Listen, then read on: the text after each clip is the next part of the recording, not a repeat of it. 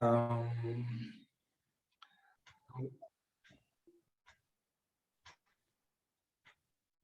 I would wish to call the meeting to order, and we can start with a word of prayer.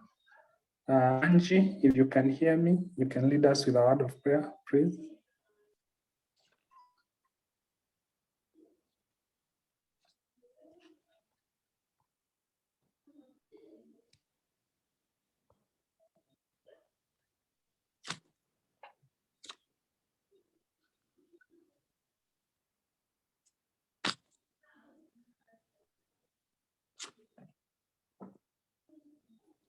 Angie, can you hear me? Angie Rawag.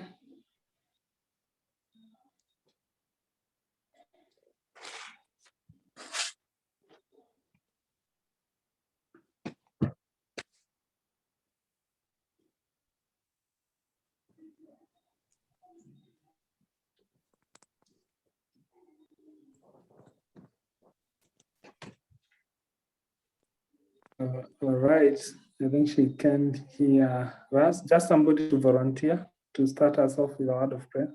One.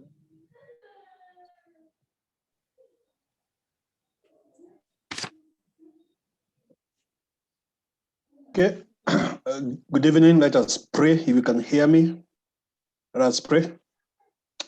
Our God, our Father, in Jesus' name, we are grateful to you this evening. We want to thank you as village mates, as neighbors, oh God. We want to thank you because of your love and care. We want to thank you because you have sustained us and kept us. And as we gather here tonight in this virtual meeting, we ask that you may start with us. You may lead us and guide us through the deliberations that are ahead of us. We ask of your wisdom. We ask of a spirit of understanding. We ask of a spirit of knowledge, oh God, that Father Lord, you're going to season even our speaking and our lips, oh God, with your wisdom. We welcome you, Holy Spirit of God, that you may lead us and guide us through this meeting. For this we pray in Jesus' name. Amen. Amen. Amen. Thank you, Dedan. Yeah, and thank you, fellow resident and future residents for joining in today. I think we can start our meeting. As you are aware, in our last AGM, we deliberated and agreed to have a subcommittee to address some issues that were raised, and the committee was constituted, a chair elected, husband of catch, and now today our agenda is simple. It is about bringing of the report and you know, the unveiling of the recommendations, and then our chair, the chair of the subcommittee will guide the next steps after the report has been read. So I think that is our business today, and without taking a lot of time, that's how business will be conducted. So, and because the sitting committee was part of the report, something was to be investigated against them. So we will, at this point, we'll hand over the meeting to the current chair, who will be Hesbond, to chair the reporting and the recommendation and the guidance on the next steps. I think, and then I think from there, Hesbond will be able to guide us. So I also want to give the apologies of our chair. I know he's in this meeting, but he couldn't chair today because of the events that happened yesterday. So, but we hope that today we will be able to have a candid conversation and also just a good future for our estate. So, Karibu Sana Hesbond, you can take over from here. Thank you.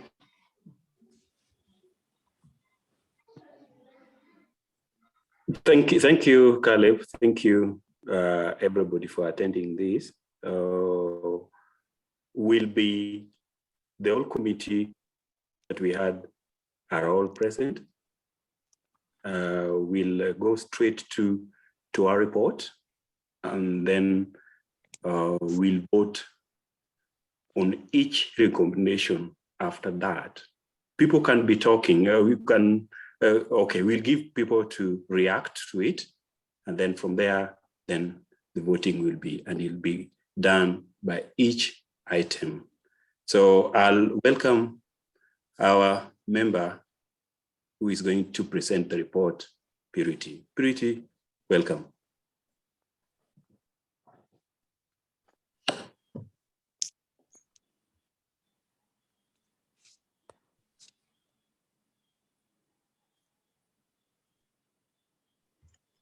Thank you, Chair Mr. Okach.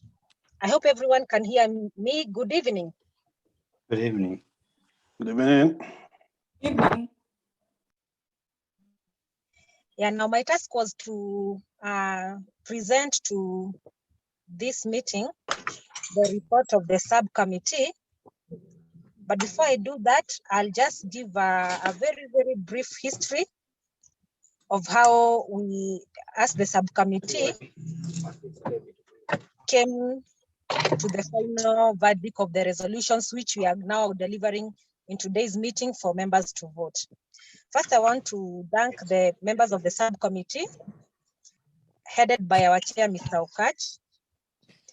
The subcommittee was comprised of Mr. Okach as the chair, Mr. Dedan as a member, Mr. Mwaura as a member, and Mr. Jason also as a member, and myself as a member.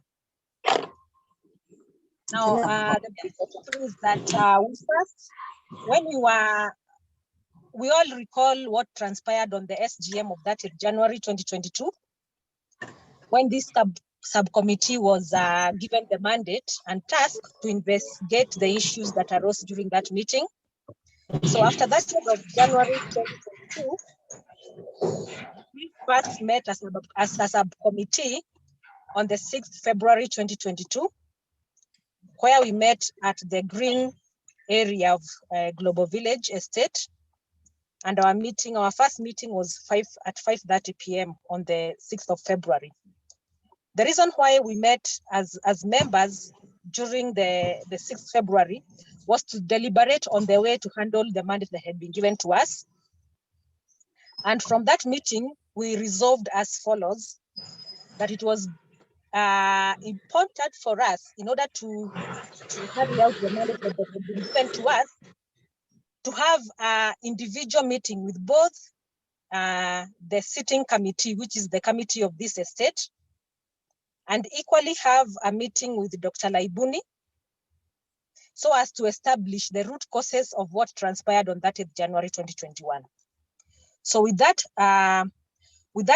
being our resolution, when we met on the 6th of February, we decided to hold our first meeting,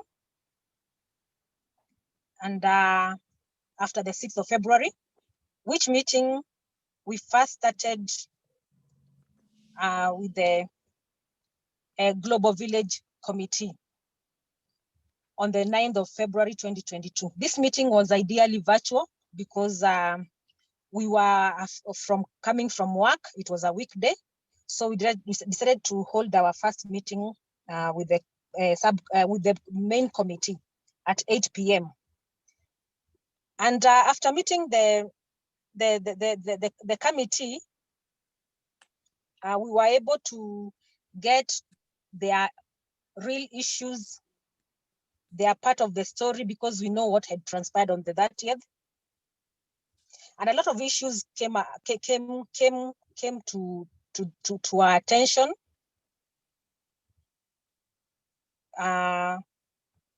Such as the allegations of corruption on the committee,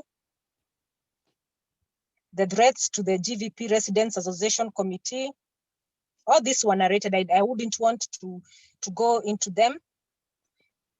But our conclusion upon meeting the main committee was that, which meeting we ended at 9:52 p.m. We decided now to take the next step and meet with Dr. Laibuni. Now, from the 9th of February, our next meeting with Dr. Laibuni was held on 20th February 2022. And this one we held physically at the green area of GVP at 6 p.m. You can imagine when we were saying it's a sacrifice, you can imagine, like, for me, I'm not a member of GVP, so I come all the way from Nairobi. We came and held our meeting from 6 p.m. and this meeting was ending at 7:30 p.m. And we were able also to get to the root of the concerns of Dr. Laibuni in relation to the development of the GVP plots, which she was converting at the gate to a commercial area. We also talked with Dr. Laibuni, and he was very honest. To us. He gave us the details of what really had transpired, how he had acquired those commercial plots, and also the issues that had been raised about the concerns of the security and how he wished to mitigate them, and how he wished to do the demarcation. And he was honest with us. He was very frank. He told us everything that we wanted to know. And in as much as we also wanted to know the status of the commercial property, he was frank to us that he got the same agreement like everybody else who has got a residential property got. And he told us he didn't have a special agreement. We also tried to look at the issues of corruptions and the allegations, because we wanted to get to the root of the allegations about corruption on the committee. What we were able to get from him was not something that was so substantive to pinpoint that A, B, and C came to me directly. These are third parties' statements. So upon that, after having met both the parties, with our meeting of 20th February having been the one with Dr. Laibuni, we decided to now meet and make our deliberations as a subcommittee. And as we were doing this again was something that we did virtually, because ideally now we could not again come and meet physically. And we decided to convene this meeting on the, I'm just trying to look at my record, because just give me a moment, because I have been able to tabulate the rest.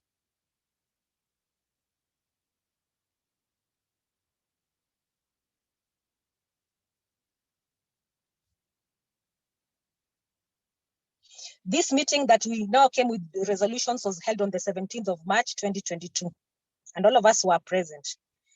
Now, I'm going just to give the resolutions, because you see, as our committee, the uniqueness of everything that happened, our vote was unanimous in everything that we were deliberating on. And the deliberations that you were trying to look into, which was mandated by us, was to discuss on the findings of integrity on the issue raised during the SGM, the integrity of the subcommittee, on the issue of the identity of the commercial plots in GVP. And the other main agenda was on the restriction of outsiders. Now, when we came to matters of integrity, which was our first agenda and which we resolved, we had an unanimous vote that no tangible evidence was ever adduced by Dr. Laibuni. And since no evidence was adduced, the only recommendation we came up with was that an apology was necessary by Dr. Laibuni to the main committee. Now, on the issue of the identity of the commercial plots, we noticed that when Golden Reeds was selling the plots, they actually had convinced some people that there were some commercial plots. And maybe that's how Dr. Laibuni came about buying those plots. We had gone far and ahead and established from our own sources. And both, when I say from our own sources, we were both able to establish even legally. And we found that no commercial plot exists at GVP area. But we noticed this because us as our committee, our mandate was to come up with a resolution that is for the betterment of the GVP. And I had said, as I had said before there, when we first met with Dr. Laibuni, he was actually very frank with us. And he told us he got an agreement like the rest of us. So we came to the resolution on the issue of identification of commercial plots, that we will leave this resolution of what Dr. Laibuni is currently operating as a commercial plot for an SGM resolution, because also we were trying also to balance on a balance of equity, the issue of what investment had been put by Dr. Laibuni already, which is evident. And this now, what we wanted now, an SGM to be called by the GVP residents to allow what Dr. Laibuni has put as the commercial residence, commercial area to be absorbed as the commercial area of GVP, but that is subject to the resolution of the SGM of the greater residents. Now, on the issue of restrictions on outsiders, we deliberated on so many issues because already we know the existing and sitting committee, and we together with its own subcommittees, have already established very elaborate measures on terms of security. And we have already noticed that if we were to work with the existing security mechanisms in place, then the issue of where the commercial area is being demarcated, then we would need to also use the existing security personnel on the issue of access. The same measures which we already know, like any outsider has to deposit an ID, should also remain, and should be there any issue touching on security, then the duly elected committee would call an SGM to deliberate their way forward. So the resolutions I'm going to give on those three agendas and summarize for the sake of those people who might have missed on the task that was being handled by the subcommittee. I'm going to repeat them as follows. There were 4 resolutions that we made as a subcommittee. At the end of this whole task, you can see the task we started from the 6th of February 2022, and we finalized on the 17th March 2022. Now, I am going to read the resolutions as follows. And these resolutions, our recommendation is that when we give them to the main committee can determine whether these ones can be voted for one by one as it shall deem fit. So I'm repeating the resolution. Number 1, on the issue of commercial plots, it was unanimously agreed by the subcommittee that there are no commercial plots in GVP, but there was need to demarcate Dr. Victor's plots as the only commercial plots since he had already done some investment on the said plots. On the issue of access, that is number 2, it was unanimously agreed that the same measures of security, like ID deposit, that are in place remain, and if that there would be an issue touching on security, then the duly elected committee would call an SGM to deliberate their way forward. Resolution number 3, on the allegations of integrity of the duly elected committee, it was unanimously agreed that since no evidence had been provided by Dr. Victor, the allegations that had been raised during the SGM were baseless. The subcommittee added that Dr. Victor should apologize to the duly elected committee. And resolution 5, which was like an overall, you see, in everything, there has to be an AOB that arises when you are discussing issues. And this was a resolution that came individually and unanimously from the subcommittee members. It was noted, it was resolved that on the issue of sale of alcohol, The committee unanimously agreed to prohibit the sale of alcohol, citing that the business was unethical. The committee further recommended that it was an ideal time for the committee through the residents. Now I'm talking about this main committee through the residents to make resolutions as to what businesses can be allowed on the commercial area as demarcated by the SGM, which businesses should not be against public, social order, immoral, or against the public interest of the residents. And with that, we ended our meeting at 8:10 p.m. with those resolutions. But as an OB, there is something we observed as a committee. The matter about approving ongoing construction was floated in this subcommittee, and we observed that it is not known if the collection of construction fees is still ongoing. It was noted as a concern that the duly elected committee allowed Dr. Victor to carry on with construction in a friendly manner, which by itself indicates there was relaxation of rules on Dr. Victor's construction, which should not be the case, as rules ought to apply uniformly to all residents. It was unanimously agreed by the subcommittee that on the issue of construction fees, the collection should be uniform to everyone in construction without fail. And those are the resolutions. And allow me humbly now to hand back to the chair of the main committee, the sitting chair today, so that now they can proceed and take over the meeting based on our findings and the resolutions as presented.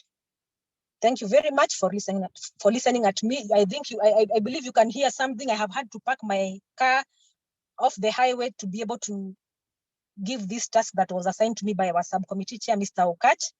So I will want to hand everything now back to the sitting chair of today's meeting. And thank you so much for listening to me. God bless. Thank you very much, Pretty. Yeah, that is all the report that we had.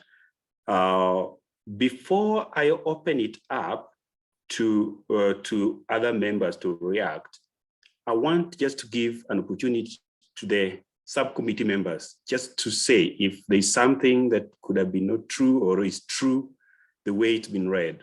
So I want to give them opportunity, the three of them now, to just say, was the report the way we agreed or we participated and deliberated and resolved like that? Feel free.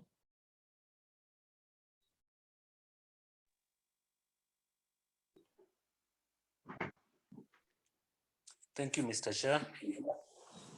This is Jackson speaking. I support the report as tabled by Madam Purity as a true record of what we deliberated. Thank you. Thank you, Jackson. Thank you, Chair. Dylan speaking. I also want to confirm that those were our deliberations, and that is our full report. I fully support it. Thank you. Thank you, Bernardinad. Dylan? I know that Mr. Maura sent an apology that he would be joining us late. I don't know whether he's joined us. Okay, it seems that he has not joined us. So I'm going to open to members to react on that. And we'll take some few of them to hear. So just raise your hand.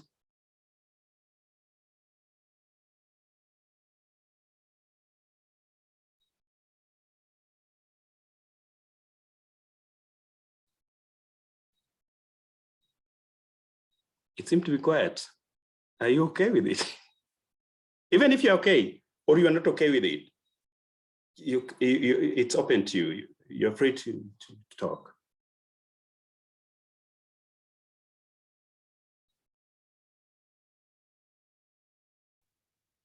Hello, good evening. That's you. My name is Tim. I hope you can hear me. Yes, we can hear you. Yeah, so I think first I'd like to thank the subcommittee for the detailed report and on all the aspects that they were investigating. Maybe my comment would be just some additional clarity on the issue around approval of the kind of businesses that would be done there? Is it something to be discussed in this meeting or to be done at a future meeting specific to that item only? Because I think in the Constitution, it was already something in place that all construction really should be, reviewed by the main committee for all the residential properties that are under development.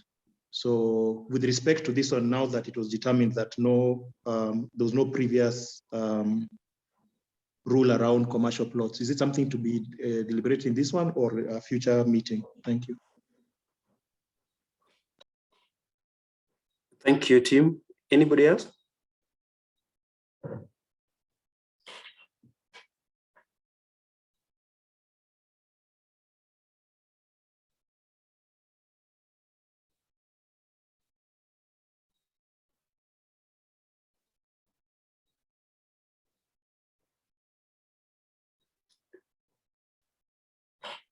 Nobody?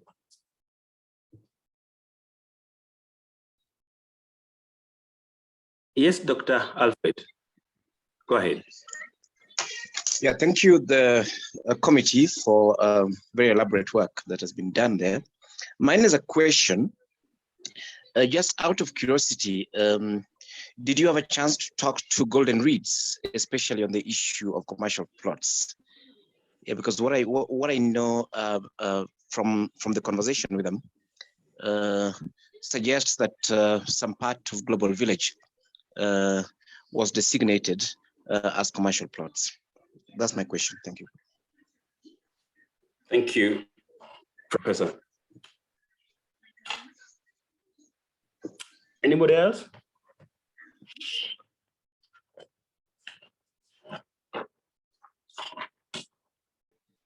Can I ask? Bwana Mukabi. I can proceed. Yeah. Mine is just to seek more clarification on the issue of alcohol. I have heard that they said that they considered it unethical and immoral. Maybe they can just give us some more clarification. Did they mean alcohol being sold in a supermarket or alcohol being partaken there? Thank you, Mukabi. I've seen a hand raised number 118. Who is that?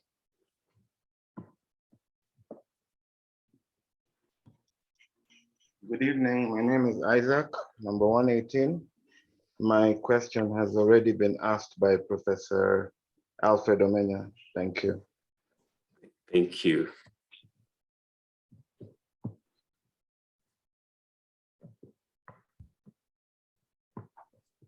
Anybody else?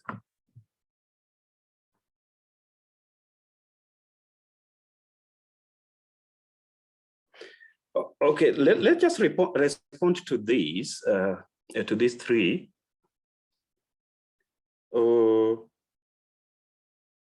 Purity, can you respond to this one for Tim?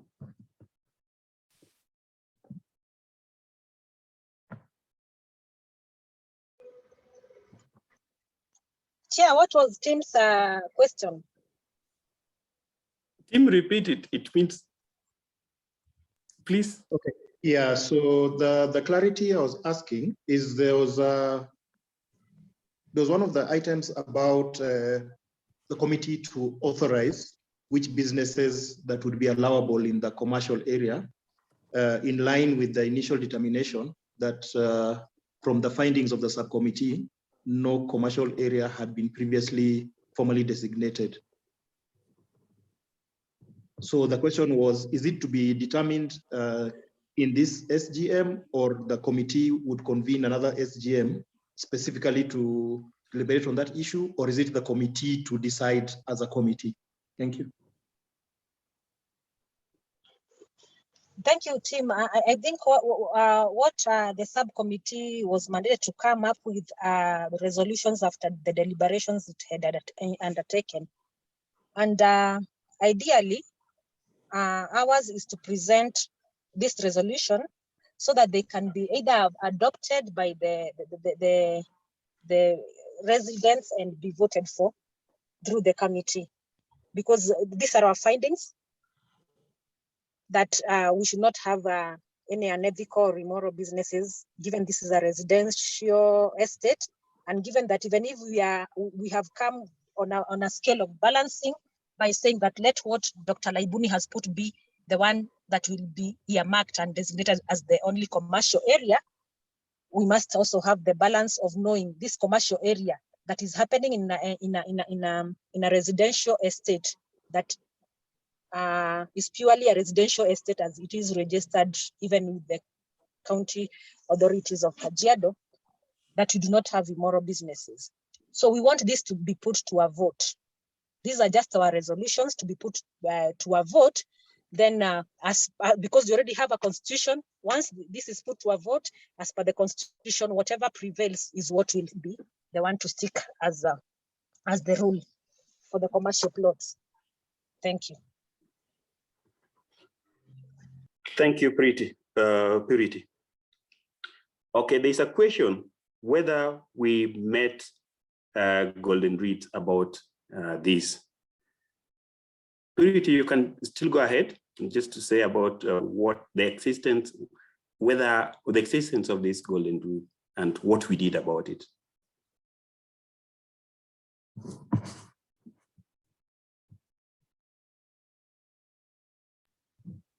Thank you, Mr. Chair, Okach. Now, on the issue of the existence of the commercial plots, as a committee, we were able to establish legally speaking, and when we talk about legally speaking, is to seek for any approvals for an existing residential committee where a person comes up with a commercial entity, whether they have those approvals. On a first-hand information with our first meeting with Dr. Laibuni, he was frank enough. He said he has not gone, he doesn't have any documentation about the approvals. And the agreement he got is the rest of the agreement that we have. And we are equally able to establish at the county offices that Global Village Park has been approved as a residential estate, nothing to do with commercial. We also dug deeper when we met with the committee, because our mandate was to meet with both parties. When we met with the main committee of the Global Village Residence Park, they also told us they had written to Golden Reeds severally, but the Golden Reeds had been very non-committal in responding about the issue of commercial plots. So from our own due diligence, which we carried out at the county offices of Kajiado, we were able to establish that Global Village Park is per se and purely a residential estate. Now, when you see our resolutions coming into place about trying to balance what Dr. Laibuni has put, we were balancing on what I earlier said was an equity, because he had already invested. But we would need this, even as we balance, we would still need this, not to be a resolution of the subcommittee, but the same to be put again to vote by the larger residents association as per our constitution. These are just our recommendations, our resolutions. For them to pass, they have to be subjected to an SGM of the larger residents of the, like even if we have today, we are saying, if we hand over this report, because we are still we are just giving the answers to the questions being asked, we'll officially hand it to the committee that is sitting. As per mandated by the constitution, there should be a vote. And if residents vote, we go by the vote that we will carry the day. But those are our findings, which are legally viable and factually and evidentially viable. Thank you. Thank you very much, Purity. I know that you could be wondering why Purity. Purity being on the legal side, we felt that I think she needs to do due diligence to find out legally how those things are. And then when we are recommending, then it means that it's going to be something verifiable if somebody wants to see that. So she took that task just to investigate that. And then there's also, I'm seeing an hand, I'm going to give you time. alcohol. And I'm still going to put it back to any of our subcommittee member who can comment on this.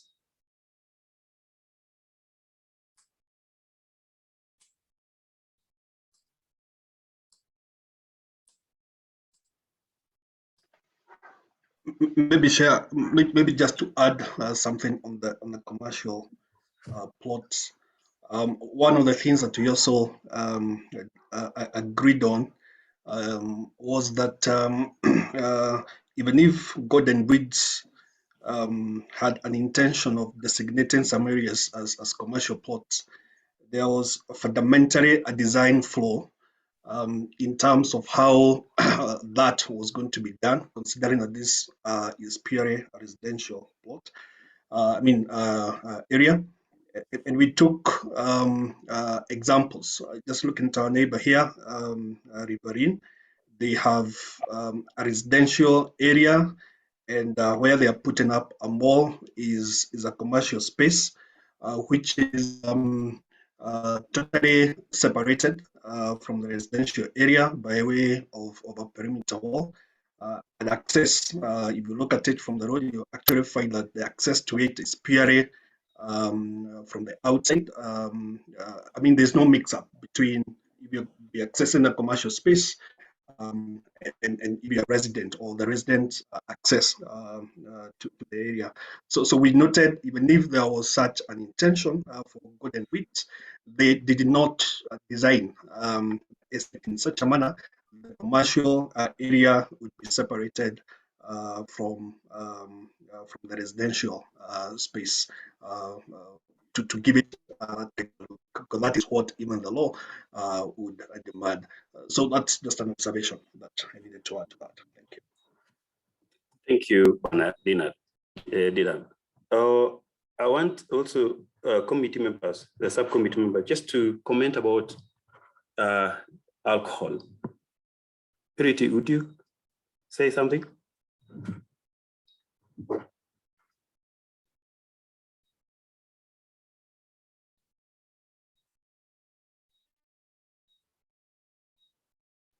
Yes, thank you, Mr. Okach. On the issue of alcohol, it was an anonymous resolution, stemming not only as a resolution of this subcommittee, but from the laws of the land, that alcohol should not be sold anywhere in a commercial entity that is to be established in the GVP area. And when we see this, I want to make a clarification because there was a question that was asked after the report was given, or rather after I gave the report of the subcommittee. It's not just taking alcohol at the GVP area.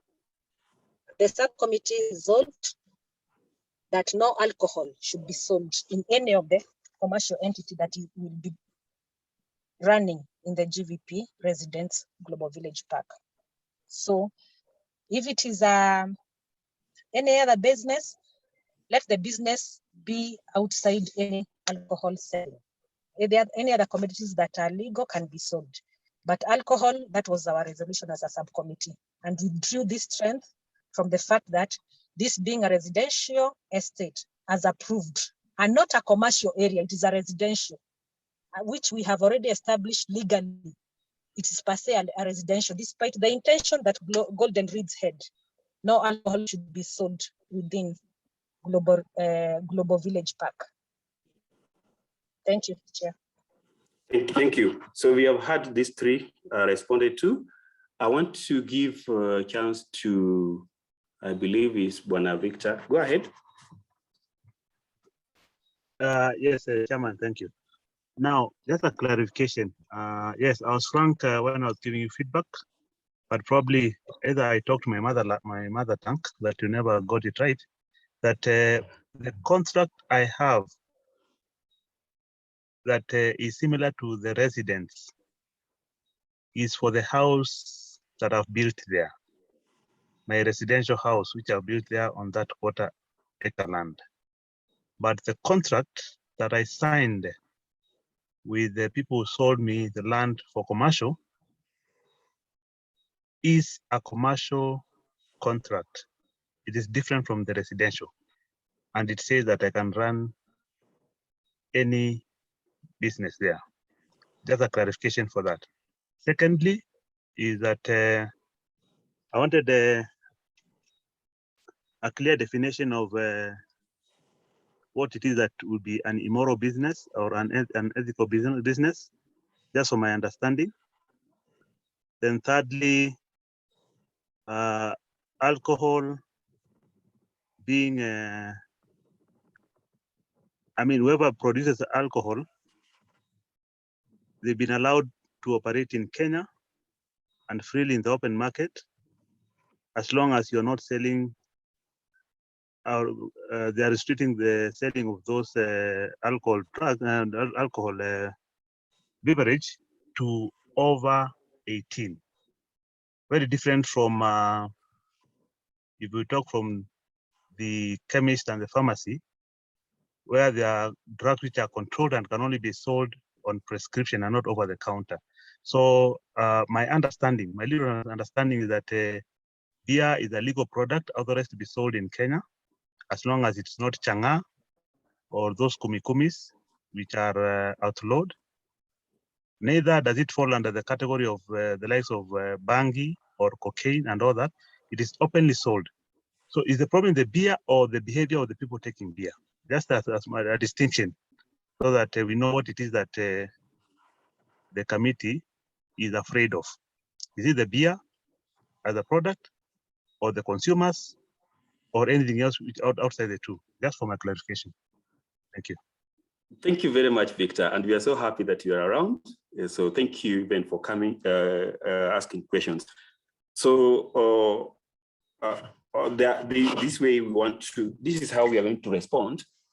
The first one of moral business. Okay, for clarifying that is good. I think we're also going to respond about what you've said, which of course about the contract you had, which part of it has been mentioned that a golden reed may always say that there is a commercial, but what has been registered, that's according to the county records, there is no commercial. But we'll put that one to vote, and also our members can also clarify more. But I want to take on this number 2. So this number 2, I want to give open it up to subcommittee members. So you can comment on the moral business, just to enlighten what do we really mean by this.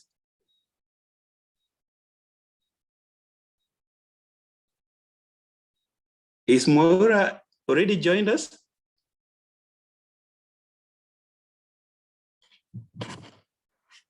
Maura, Mr. Maura, are you around?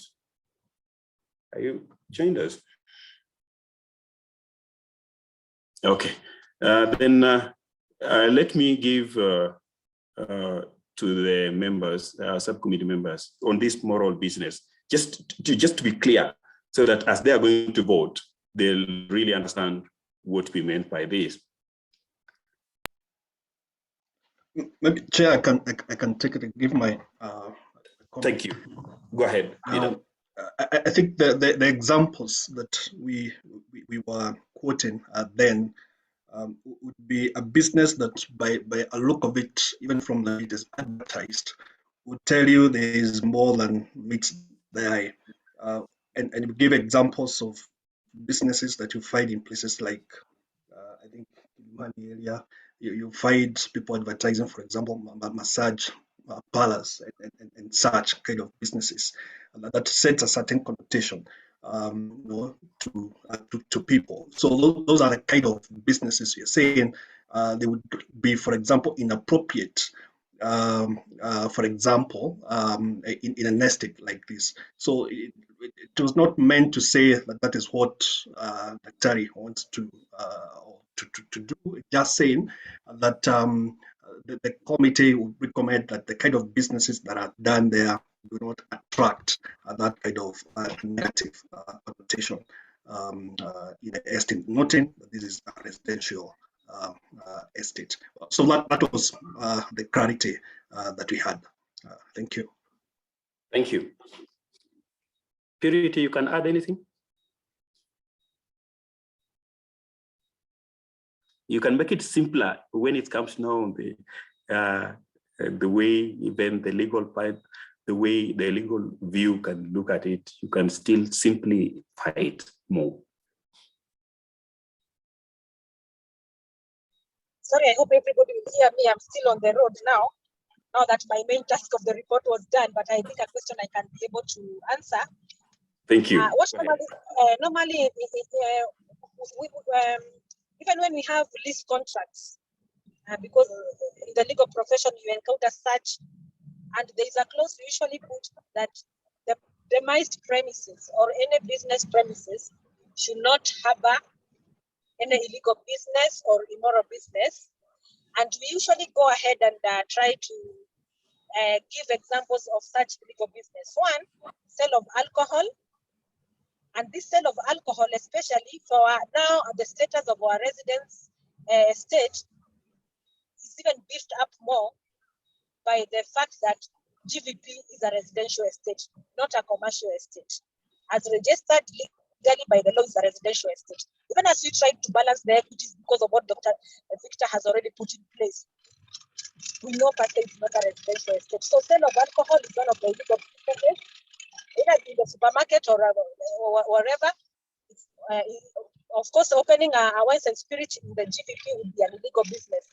Now, another illegal business is like what Beden has tried to describe, putting up a massage parlor, where in fact, what goes behind in there maybe is some like a sex den entity going ahead, selling of illegal substances like such as banky, things that are outlawed by the law. And any illegal business prescribed by the laws of Kenya, any illegal business prescribed by the laws of Kenya should not be carried out at the GVP residence. That's village or estate. So ideally, those are just the few examples, but common to us and which is usually seen by the eye is the alcohol thing, sale of abusive substances, maybe running of an entity where I also see people are selling even miraa, things that do not support the moral fabric of an entity or an estate like ours, where we have young children that we are trying to bring up. So those are just the examples. But anybody who is a business person and who is a Kenyan citizen, and where we usually say that ignorance of the law is no defense, should not bring in a business that is already outbanned by the laws of Kenya. But those are just the few examples we were able to come and deliberate on the subcommittee members. Thank you. Thank you very much. I think it's clear there that from even what Purity is saying is that anything that is illegal, I think it's hard to say this business is not good, this business is not good, but mostly you will be seeing that some are backed by law. So if it's backed by law and the law is saying it's illegal, then those are the things that we were recommending. Others may come later, then it's us as the residents, as the members, to see, is it what we want? Where even the person that's going to open it up will really see, surely, do you look at this thing like this, that when now you look at this residential place, and I don't think people will be coming to say, you know what? No, I don't want to listen to you. It's just going to be on pure basis, looking at how the law is, what the law is saying. And that's mainly what we talked about. Yeah. More business. I've seen two hands. Victor, let me just give Alex, then you can go ahead. Alex, go ahead. Yeah, good evening. Now, my question is premised on the fact that from your report and from the recommendation that you have given is based on the fact that the finding that GVP is purely residential, given the fact that the Golden Reach did not submit any plans that indicated a commercial space being set aside. Now, my question would be, would the finding have been different if there was a provision by Golden Reach for a commercial space, as you were told when you were buying in? There was that pitch that the plots facing near to the gate were commercial spaces. Now, would the findings have been different if there was indeed a provision by Golden Reach for a commercial space, in as much in the same way as they did with the green spaces? Would the finding have been different? Okay, that's a good question. Let's also just go ahead and get, or let's just react to this one. Let's just respond to this one. Jason, Didan, or Purity, can you react to it?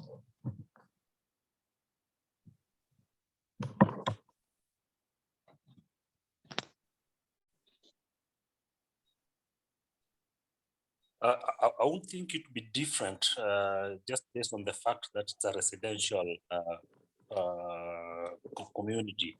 It would be different. It would still be unlawful to have sale of alcohol within a community. I mean, within the resident areas of a community. So it would not be different when we are still considering the premises being within a residential area.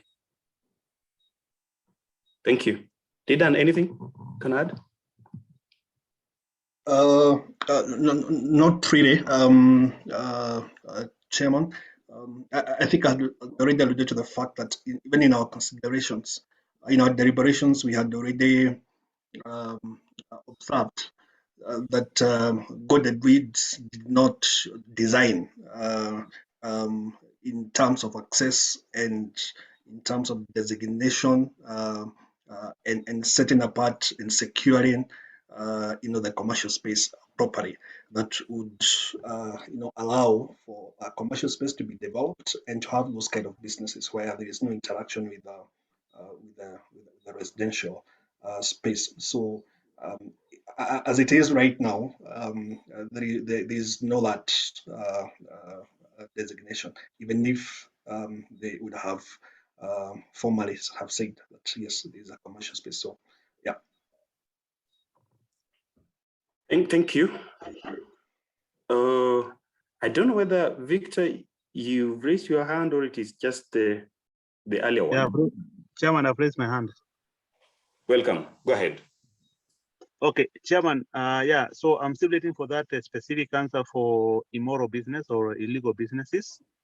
But then let me just expand my thought a little bit. I happen to be a member of several clubs, and let me make reference to, for example, Parkland Sports Club, where I'm a member, and it's a family club.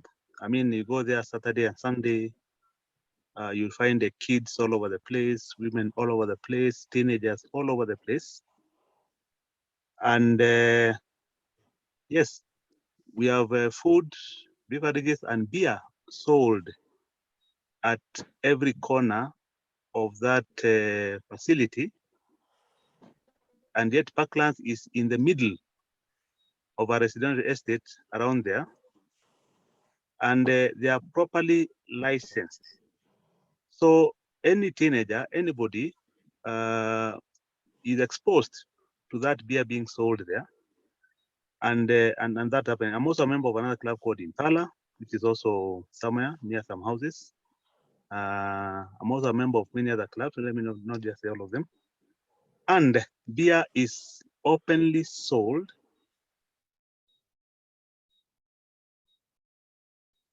decently so.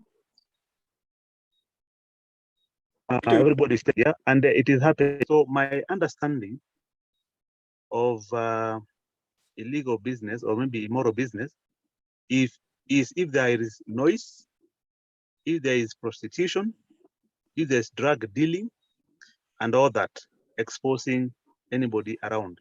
But beer as a product being sold, even where kids frequent, where everybody frequent and in the residential places, has not been prohibited. Now, if I find you taking beer in your compound, for instance, do I look at you as immoral? I know you have in your fridges, and you have so many people in that estate who have come to buy some beer from my place. They go and take beer from their houses. Whose right have they infringed?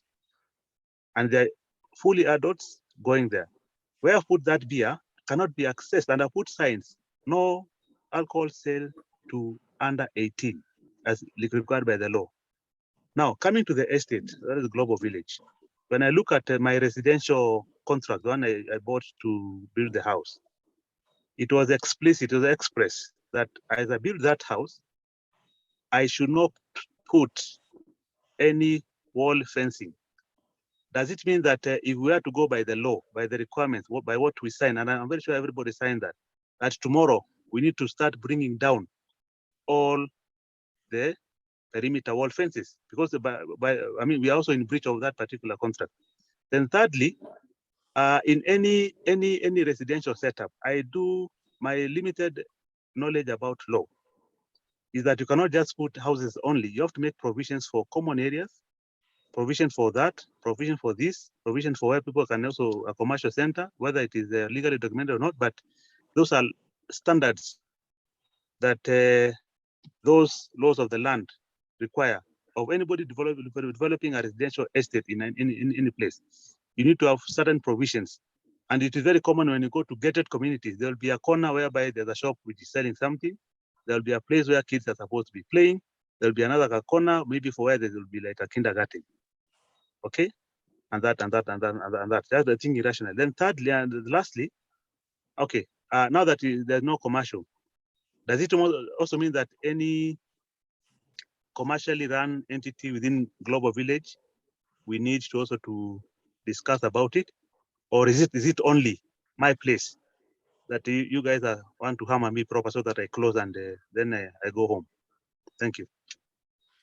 Thank you very much, Victor, for your reaction on that. I know we are going to respond to that, but before we respond, let me give a chance to Doris. Doris, go ahead. Okay, asante sana, Chairman, and good evening, members. I hope everyone is fine. I think the way we are discussing is good because we have had a committee meeting, one member, and discussing issues. And I think most of them seem to be clear and appear not to be very contentious. Because when I listen to the intentions of the Victor at the gate to set up some recreational area, maybe for children, a supermarket, I think there was some laundry area and the likes. Those ones were something that were, I think are very much welcome. I'm only seeing one issue here, which may need discussion, the issue of alcoholic drinks. But I'm conflicted because I don't normally support that consumption, sale, or anything. But for the sake of an estate, I think what we have to look at is what is supposed to happen in a residential area.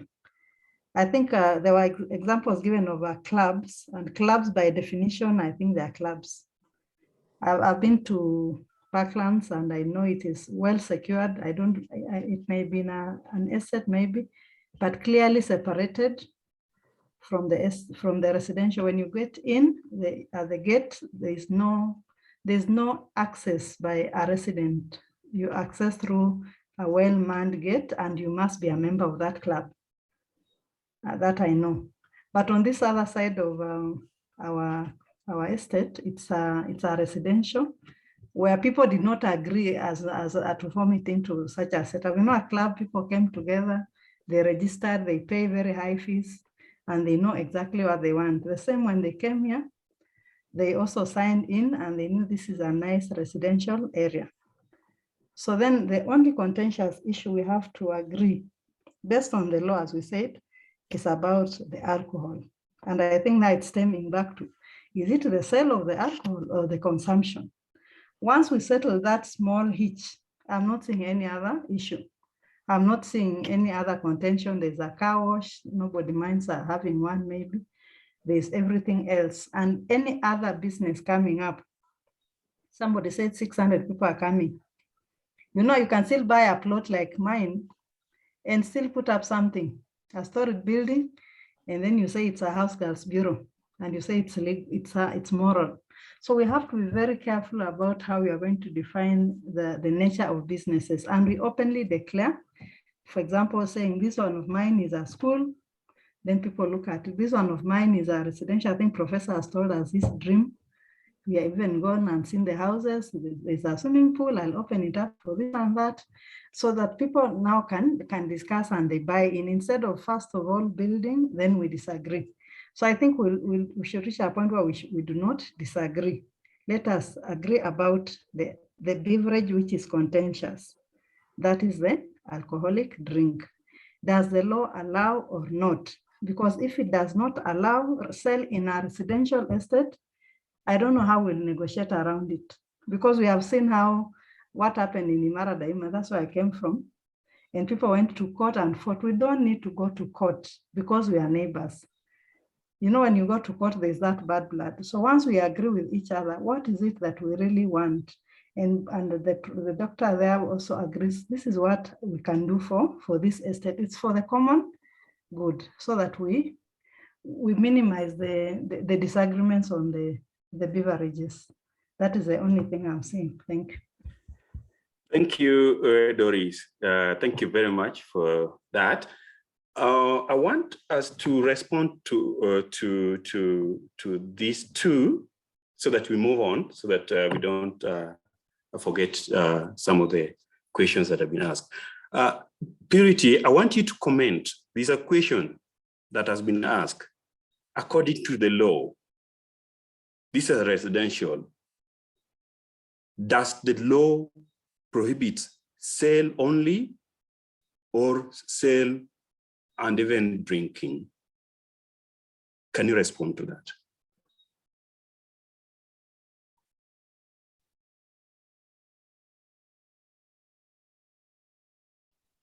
Thank you, Chair.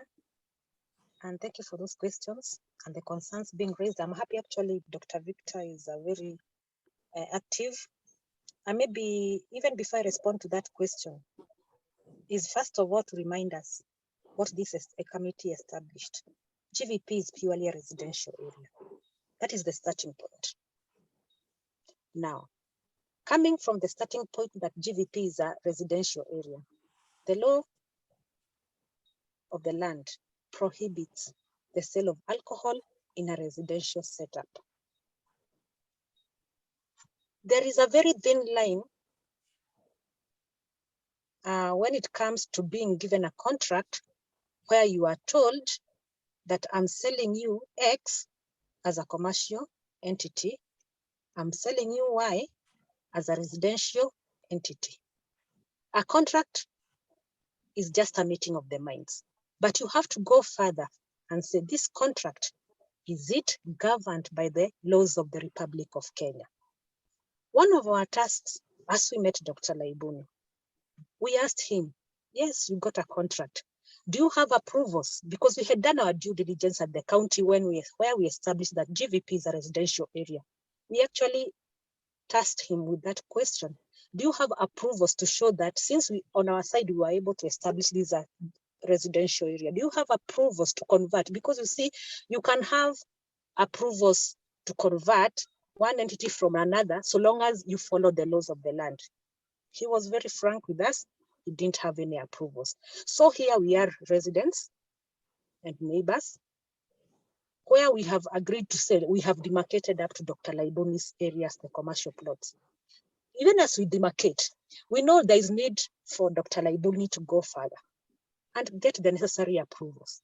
Because going by the book and the law, GVP is purely a residential estate. Now, coming from that point of view is now when we come to talk about the sale of alcohol and consumption. Sale of alcohol and consumption thereof are prohibited in a residential estate. You know, if there had to be, if there's an approval for Dr. Laibuni, if he has the necessary legal approvals, those approvals don't just come as approvals. They have antecedent regulations. And these antecedent regulations comes to what Dedan, one of the member of the committee, had saying, there was a fault in the design and demarcation. They would want to come and look, even before we approve, why is your commercial area? How is it designated? How is it going to be approved to ensure that for it to run as a commercial entity, it does not interfere with the daily lives of the residents? So here it's not about maybe trying to follow any other route. We are just following the law. Even as we say it was demarcated and we agreed with it and we said it was the only equitable thing to do based on the investment Dr. Laibuni had put. There is no design, there is no approval, converting even what we have equitably agreed to put a resolution into from a residential to a commercial. That's where we are residents. So the issue of selling of alcohol in an entity comprised in a commercial and legally registered residential estate should never arise. It should be banned because that's the law of the land at the end of the day. Thank you. Thank you very much. Bwana Mukabi, go ahead with your question.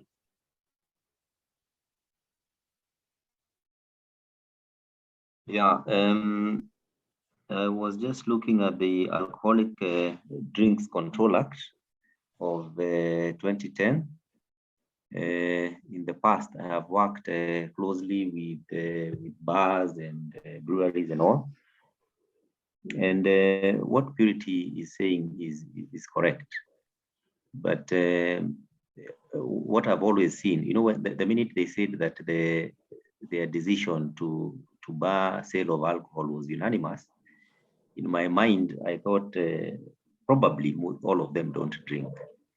And there is normally a tendency, and I'm not saying that is the case, but there's normally a tendency of people who drink, who don't drink, to want to bar everyone else from either drinking in their vicinity or drinking at all. I know the fears that are there, and the examples that I've had here in the past are Imara and I think Gate B of Embakasi, what do you call that estate, the one owned by NSSF. I've heard about Gate B that side. I can see what's happening at Great Wall Gardens, where they have sale of alcohol right outside their estate. And I know that's basically the fear.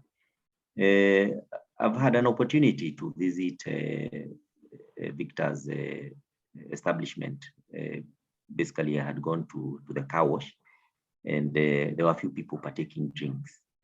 And the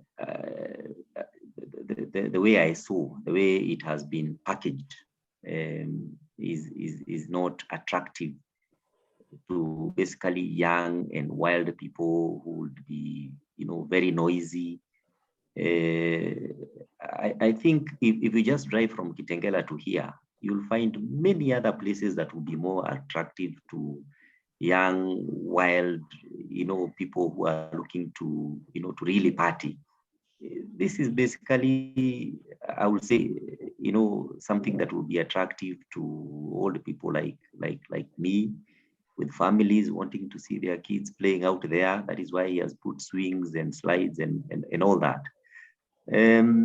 But when you read that act, the one that I was referring to, in as much as we have a say in whether the alcohol should be, you know, sold here or not, Victor still has, you know, the challenge to convince what they used to call the district committee and the OCS, you know, that the neighbors here, you know, are okay with him selling alcohol there. that, the kind of establishment that he wants to put across, and all that.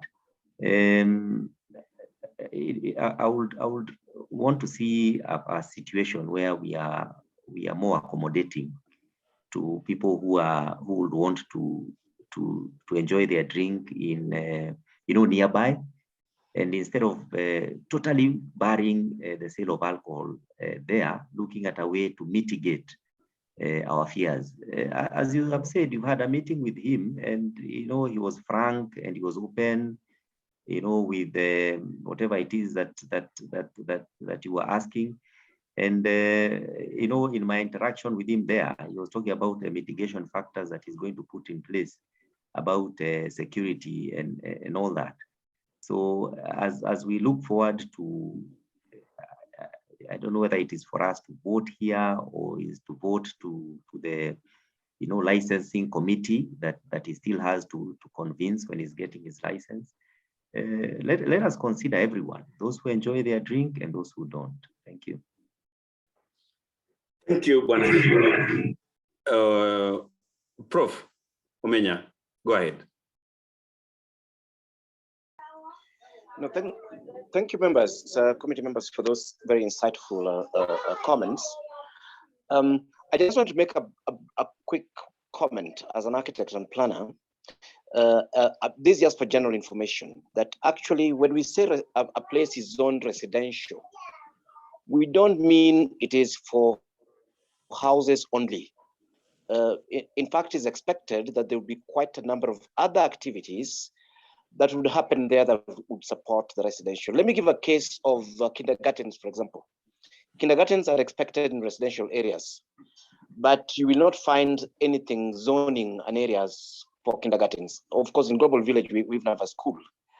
And things like supermarkets and shops and so on are expected to be provided for normal functioning of residential areas. And there are processes around that. Yes, so I just want to clarify actually that from a planning perspective, even whether or not Golden Reeds designated some areas as residential and got them approved, it is still quite possible to have a commercial activity on your plot in Golden Reeds. Is only that you'll have to get the proper approvals. The county, you need to convince the planning authority in the county that whatever you want to do can coexist, with the neighborhood, and is indeed supportive of the neighborhood. I mean, for example, just our neighbors there, we have a club there, we have a mall.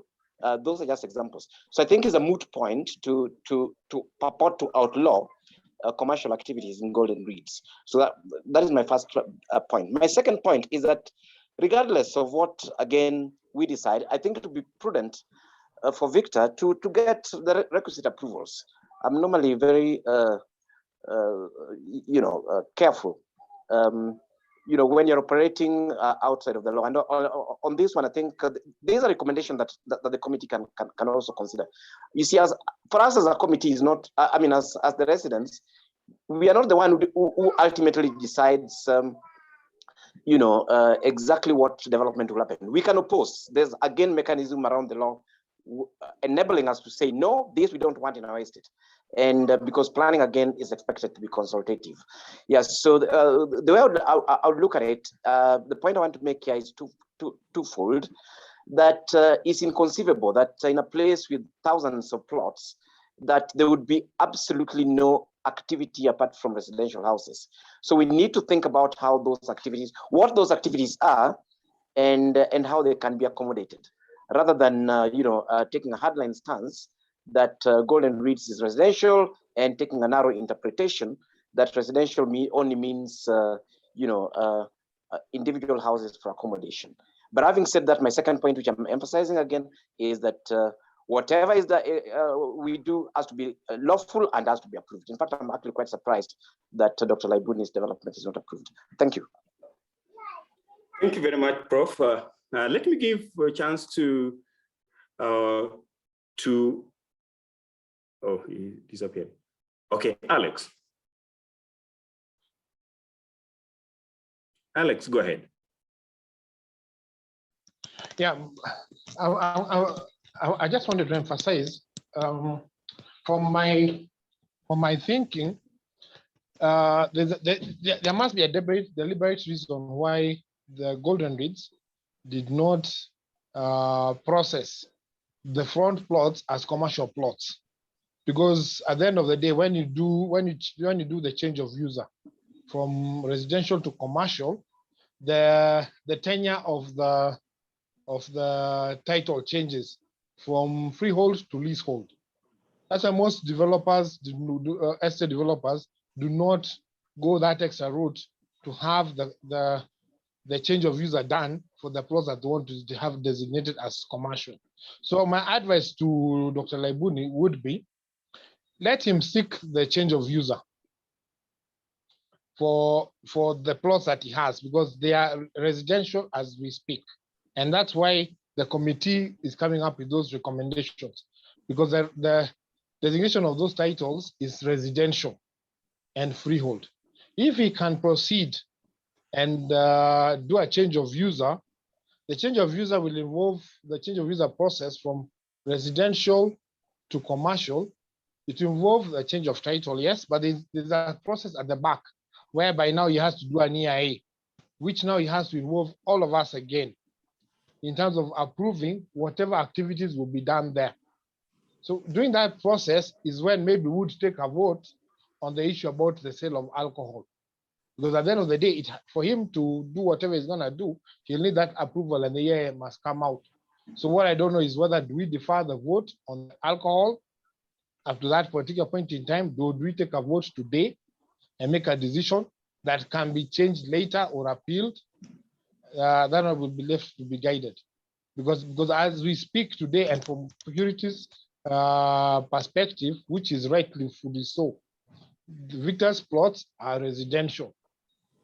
So, and based on that fact that the residential sale of alcohol is definitely banned within a residential area. But I think if he was to do the change of user, then we'll be dealing with a different animal and would have to make a different, maybe the decision will be different then if once the change of user is done and duly registered. Thank you. Thank you, Alex. In fact, what you said is that when you had Purity talking about that there is some process that Victor has to go, that one was one of the things that we say that Victor will have to do that. So yes, we consider that. And even when we were recommending that he should go ahead having his, as that one was one of the things that we had in mind, that it's going to go through that processes. So thank you. Let me give Tim, then I come to Victor. Tim, go ahead. Okay, yeah, so thank you. The comment I had has been partially addressed by the comments by Alex with respect to the change of user. But the other comment I had was, I think in the various developments, there's the residential use and then there's the mixed use developments. And even in the mixed use developments, where some of those other businesses, including sale of alcohol, are concerned, there's normally the demarcation. I think Dedan had touched on it earlier. So even as we look to consider the kind of businesses that we'd want, and again, we have to realize that we are also a community and we're trying to build a lot of things by consensus. And ideally for something that was not initially envisaged in Global Village, as we deliberate on it, we have to look at what do the majority wish and what is lawful, as opposed to what has been done in one area or another, and we just adopt it wholesomely without deliberation as GVP community. So I think that's what I'd have in mind. But critical is that change of user and what now rights come with the change of user. And then again, as a GVP community, what do we envisage and wish for the entire estate and the greater good of the estate, not maybe what a few would wish or something like that. Thank you. Thank you. Thank you very much. I'm so happy the way the talk is going on, the conversation. It's just so great. So we, as committee, we are smiling behind here. So Victor, go ahead. Yeah, Chairman, I think from our interaction, Yes.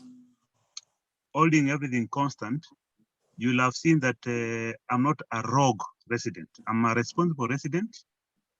It's only that when I'm pushed to some corners that I react, but that's normal reaction to a human being.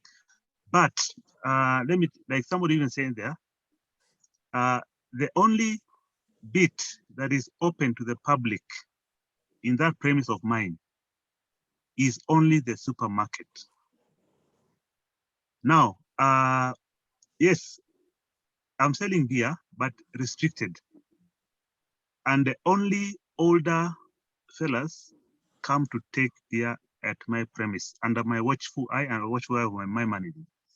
Probably what we can do, because we need to be progressive, is for the committee or the estate to express their fears and give me conditions and put me to task to observe those conditions.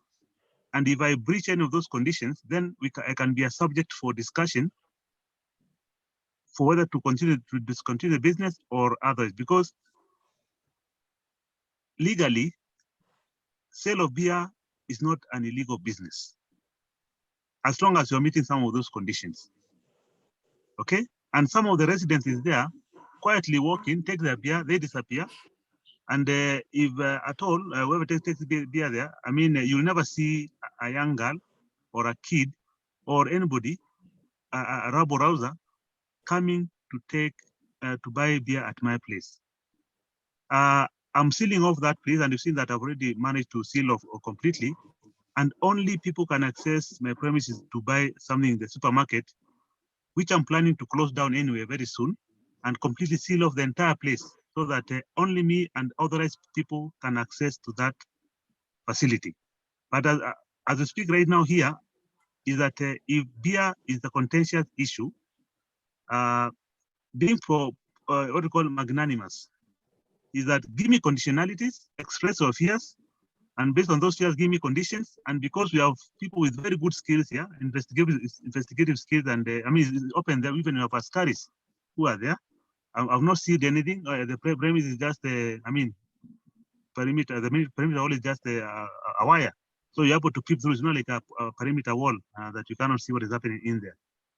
Give me those conditions, and if I breach any of those conditions, then you can hold me accountable. But as it is right now, I've taken care of those worries. I'm a responsible Kenyan, I'm a responsible resident, and I wouldn't want to be the one to lower standards at Global Village.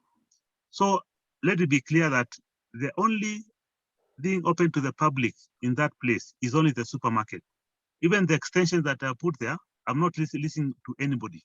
I'm going to operate them solely for my, it will be solely for my private use. And that doesn't expose anything to anybody. But anyway, right now we are talking about beer.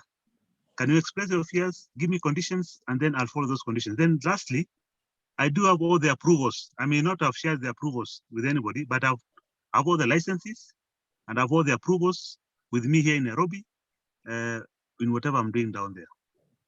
Thank you. Thank you, Victor. I think Wananderitu, you must have not lowered your hand because you have spoken. I think we are almost done, unless when Alex, have you raised it again, or just you have not put your hand down?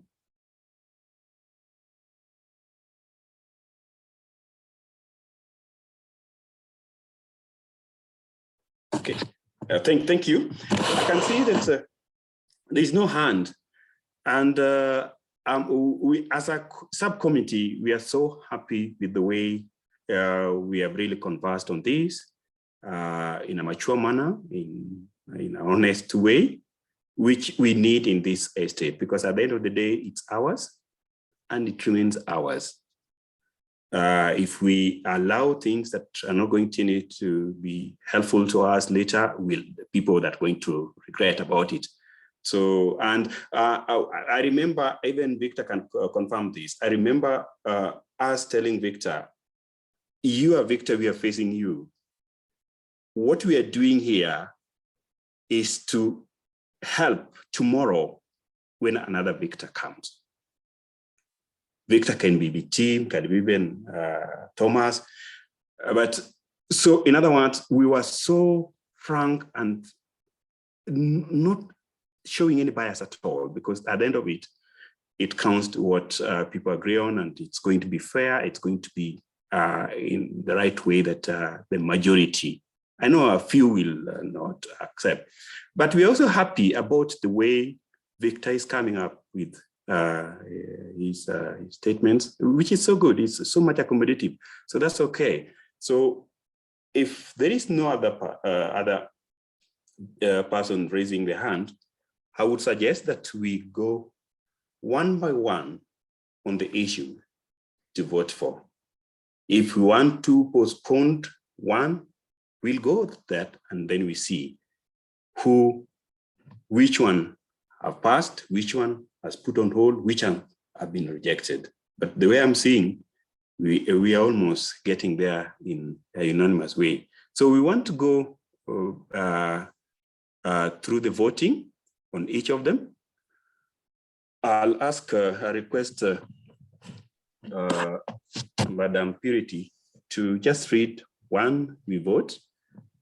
Vote will be counted as we vote. I see that we were almost 50. Some people maybe had a difficulty in the internet, but we are still having the quorum. So Purity, just start with the first one.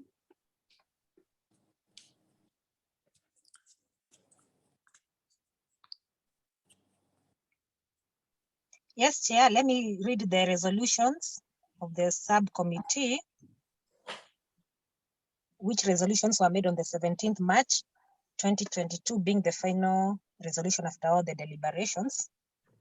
Number 1, on the issue of commercial plot, it was unanimously agreed by this subcommittee that there are no commercial plots in GVP, but there was need to demarcate Mr. Victor's plots as the only commercial plots, since he had already done some investment on the said plots.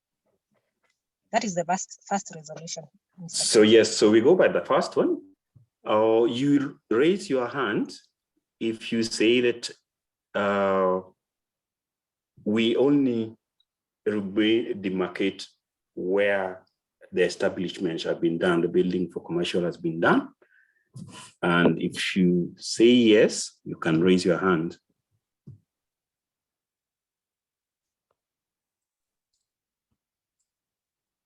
How do you raise your hand? Okay. Go to reaction. Okay.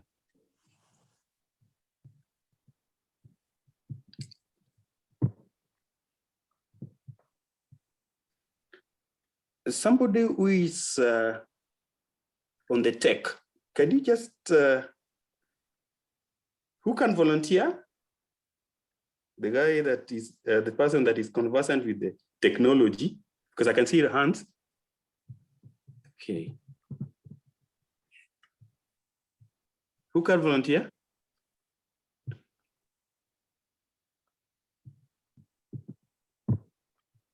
I can volunteer too. Yeah, count the yes, the who have Count. said yes. Thank you, Happiness. Okay, fine. Okay.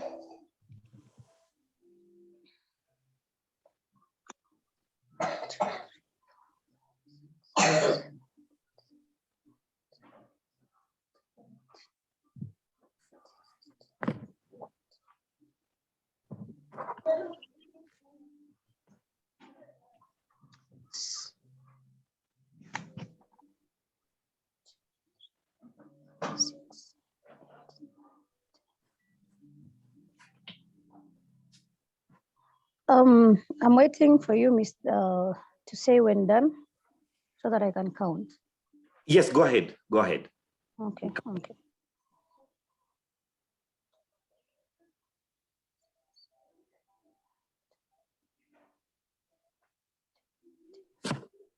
19, 20, 22, 23, 27. Allow me to repeat again. 1, 2, 3, 4, 5, 6, 7, 8, 9, 10, 11, 12, 13, 14, 15, 16, 17, 18, 19, 20, 21, 22, 23, 24, 25, 26, 27, 28, 29 so far. Thank you. 30. Lower your hands. Lower your hands. 30. Or is 30? Yeah, 30. I've counted 34 for currently. Just give another 2 minutes. I repeat again. Please raise your hand. There's some people who lost connectivity and are on the lobby.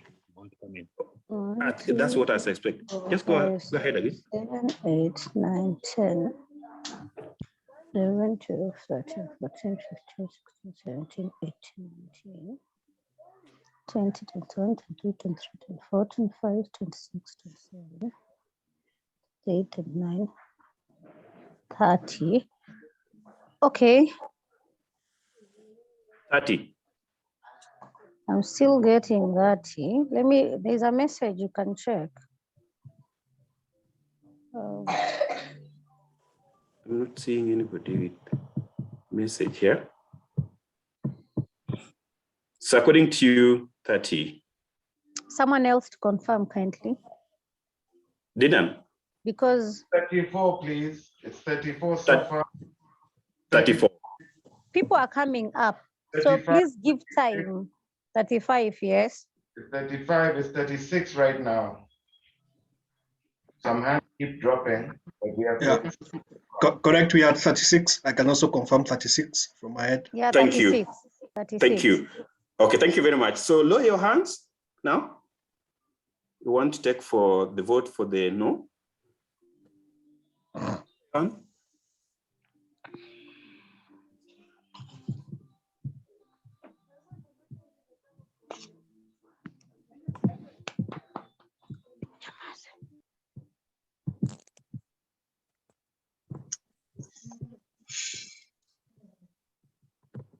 Some people have not lowered their hands. There is 118 still raising. Market B's still raising. Please lower.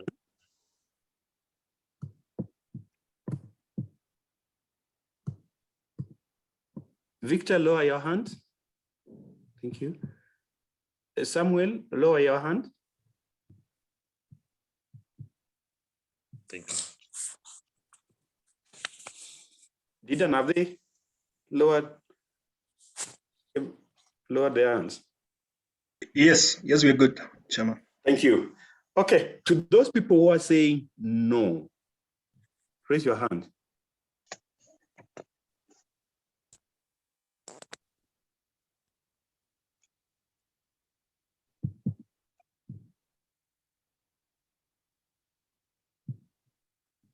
I'm not seeing anybody raising, but we were not, the total is 47. So the balance, which is 11 people. The balance, which is absentia, is the people who have not raised. 11. 11. Okay. Thank you. Thank you very much.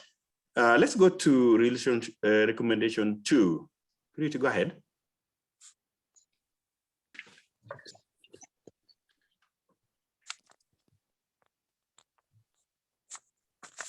Yes, yeah.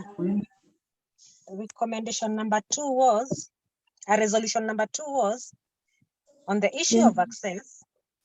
It was unanimously agreed that the same measures of security, into brackets, like ID deposits, that were in place remain, and that if there would be an issue touching on security, then the duly elected committee would call an SGM to deliberate the way forward. That is the issue. That's the resolution 2. Thank you, Ruti. So let's vote. Who says that we should go with that? Raise your hand.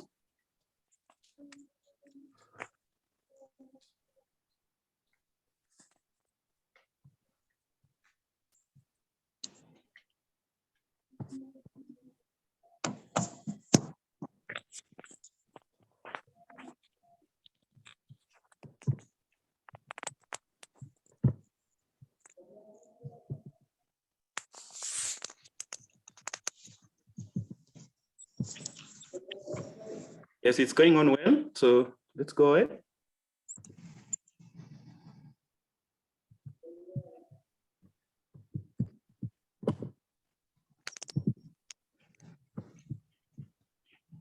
Giving 1 minute to people who are still struggling with the internet.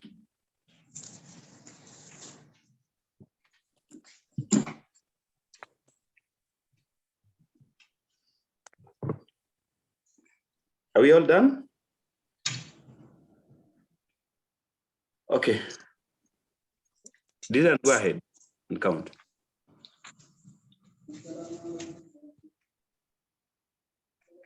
Let's give them a few, 1 more minute. I can see, I think people are still voting.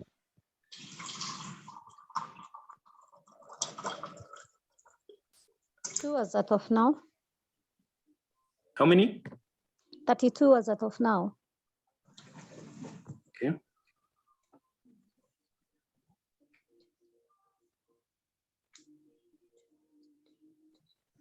We are at 38 so far. 38. So far, someone else, a third person should confirm. But so far we are at 38. Yes, it's 38 so far. Thank you. Then out of 44, how many?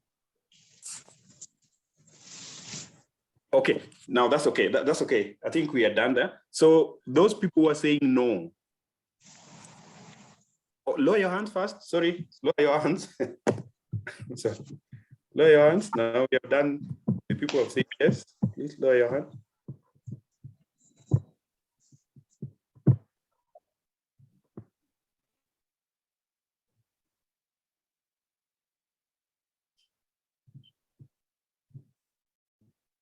Good. Then are we all cleared? Everybody done? Done. Yes, yes. Thank you. So let's vote to people who are saying no. Can you raise your hand? Kindly repeat the question, please.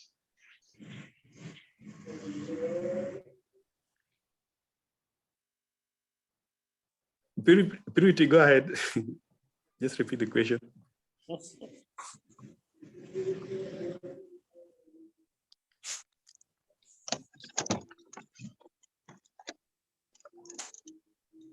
Yes, Mr. Chair.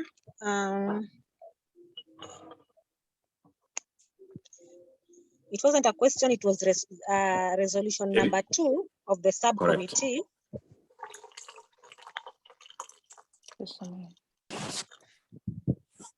And it reads as follows. On the issue of access, it was unanimously agreed that the same measures of security, into brackets, like ID deposit, close of bracket, that were in place remain, and that if there would be an issue touching on security, then the duly elected committee would call an SGM to deliberate the way forward.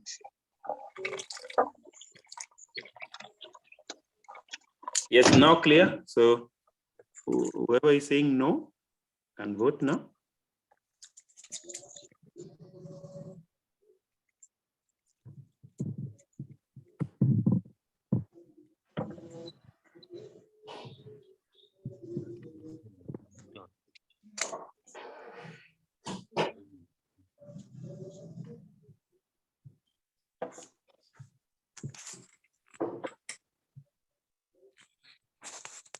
Dinan, check. Any vote? No?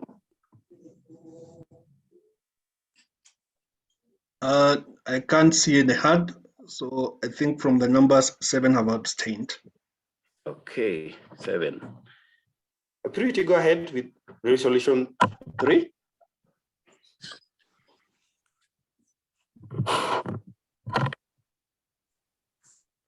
Now, on resolution 3, it reads as follows. On the allegations of integrity of the duly elected committee, it was unanimously agreed that since no evidence had been provided by Victor, the allegations that had been raised during the SGM were baseless. The subcommittee added that Victor should apologize to the duly elected committee. End of that resolution. Okay, that is clear. Let's vote on that. Chairman, please. Yes, Victor, go ahead. Okay, I don't know on what basis, but I don't go around like Sonko recording people, nor do I want to shame people in this forum. Let it be clear that I will apologize to nobody. I'm convicted that what I'm saying is true. I may not have recorded or had somebody sign a document because it's not easy for that to happen. So I don't know whether you expected me to come with an affidavit from a lawyer, or you wanted me to name names, or you wanted me to come with the recordings. But I'm accountable to myself and I know what I'm talking about. That one I'll not do, whether you are going to vote for it or not, but it is true. People solicited money from me or gave me conditions. Otherwise, they will make my life hell there. That is true, and it's between me and my God. So let me share that so that you can have that one in record. Otherwise, I'm not like former Governor Sonko, where I record people talking or doing whatever it is. I leave that one to the residents to judge for themselves. And that I'm talking with all honesty and without malice. Thank you. Thank you, Victor. But I believe that you really see the importance of that how grave it is, and especially where we really want to trust one another in an estate where we are going to live. So if allegation has been put, surely we even fear that even these committee members, that we have elected officials, can bribe.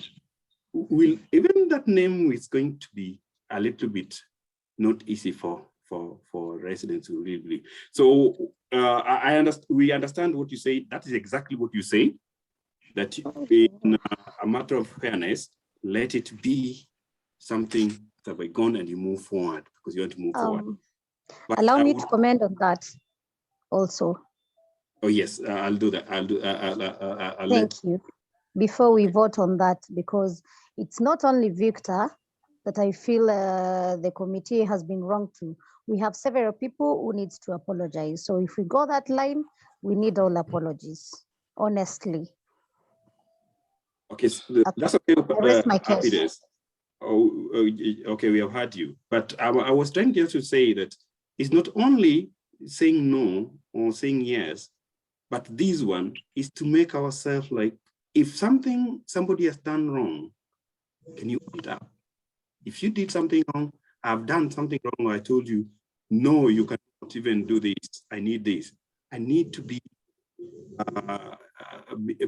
like, you must name people. This person did this thing. So that was because according to us, we see that these people are bad through you, but it was good, fair enough to tell us so and so did it, so that we don't have to keep somebody in the office while his name is dented. So I feel we need to vote. We have heard you, Victor, and respect that, but I think it's important because it's for the future as well. So let's vote. Any comment? We have had that. Any comment? Let's vote.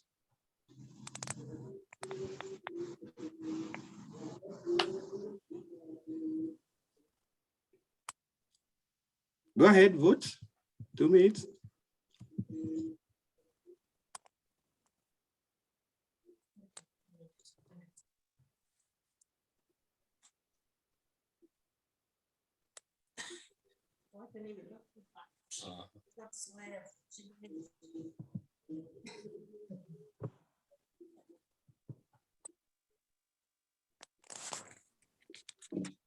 You see, kama angetutajia tu hivi in confidence, that's so and so.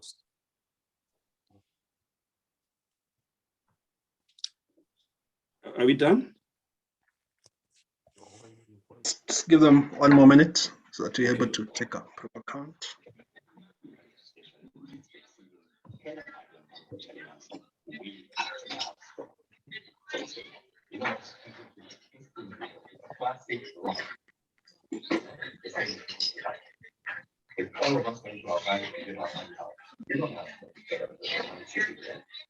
It's the same thing in the need to do this all the time. And I want to have some couple of these small affairs, like the ones we Okay, Dylan, go ahead now. is for you to have cash flow issues. So let's say, for example, the answer is that 20% of all. We are at 31 right now. How many? 31. 31. Please, I can you would confirm? request you to mute unless you're allowed to speak. Mute your mic, please. You're now at 32.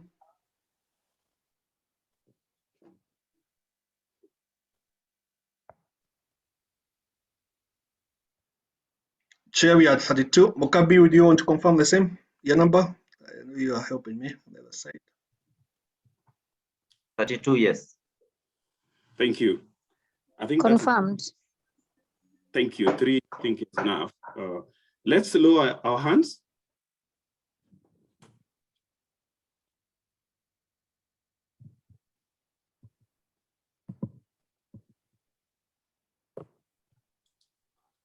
Bonamura, thank you. Bonamura, thank you very much for joining us. We are happy that you are in now.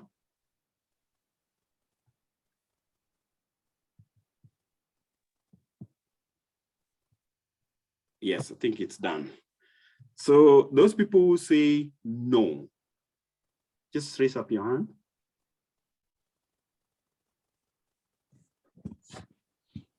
Victor, I know that you said no, but just raise up your hand. Chairman, I'll not raise no hand because it's an illegal thing and it's with vendetta. So I'm not party to this. So you can just do whatever you want to do, please. Thank you.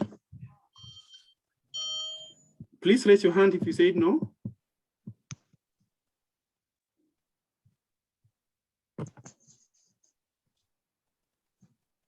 One minute.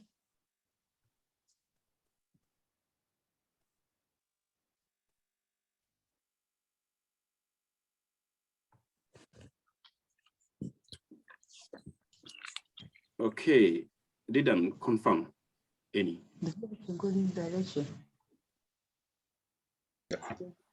Chairman, there are no hands raised up, so we. From 47? So 15 abstained. Thank you. Please go ahead on resolution 4.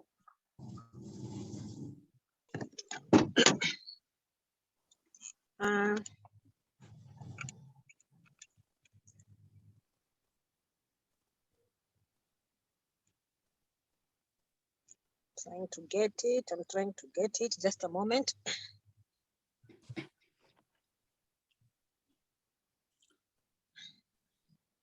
Now, resolution 4 was that on the issue of sale of alcohol, the committee unanimously agreed to prohibit the sale of alcohol, citing that the business was unethical.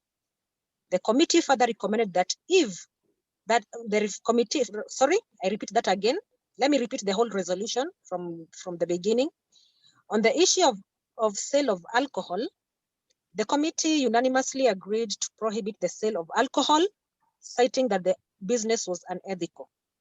The committee further recommended that it was an ideal time for the committee through the residents to make resolutions as to what business can be allowed on the commercial area as demarcated by the SGM, which business should not be against public, social order, immoral, or against the public interest of the residents.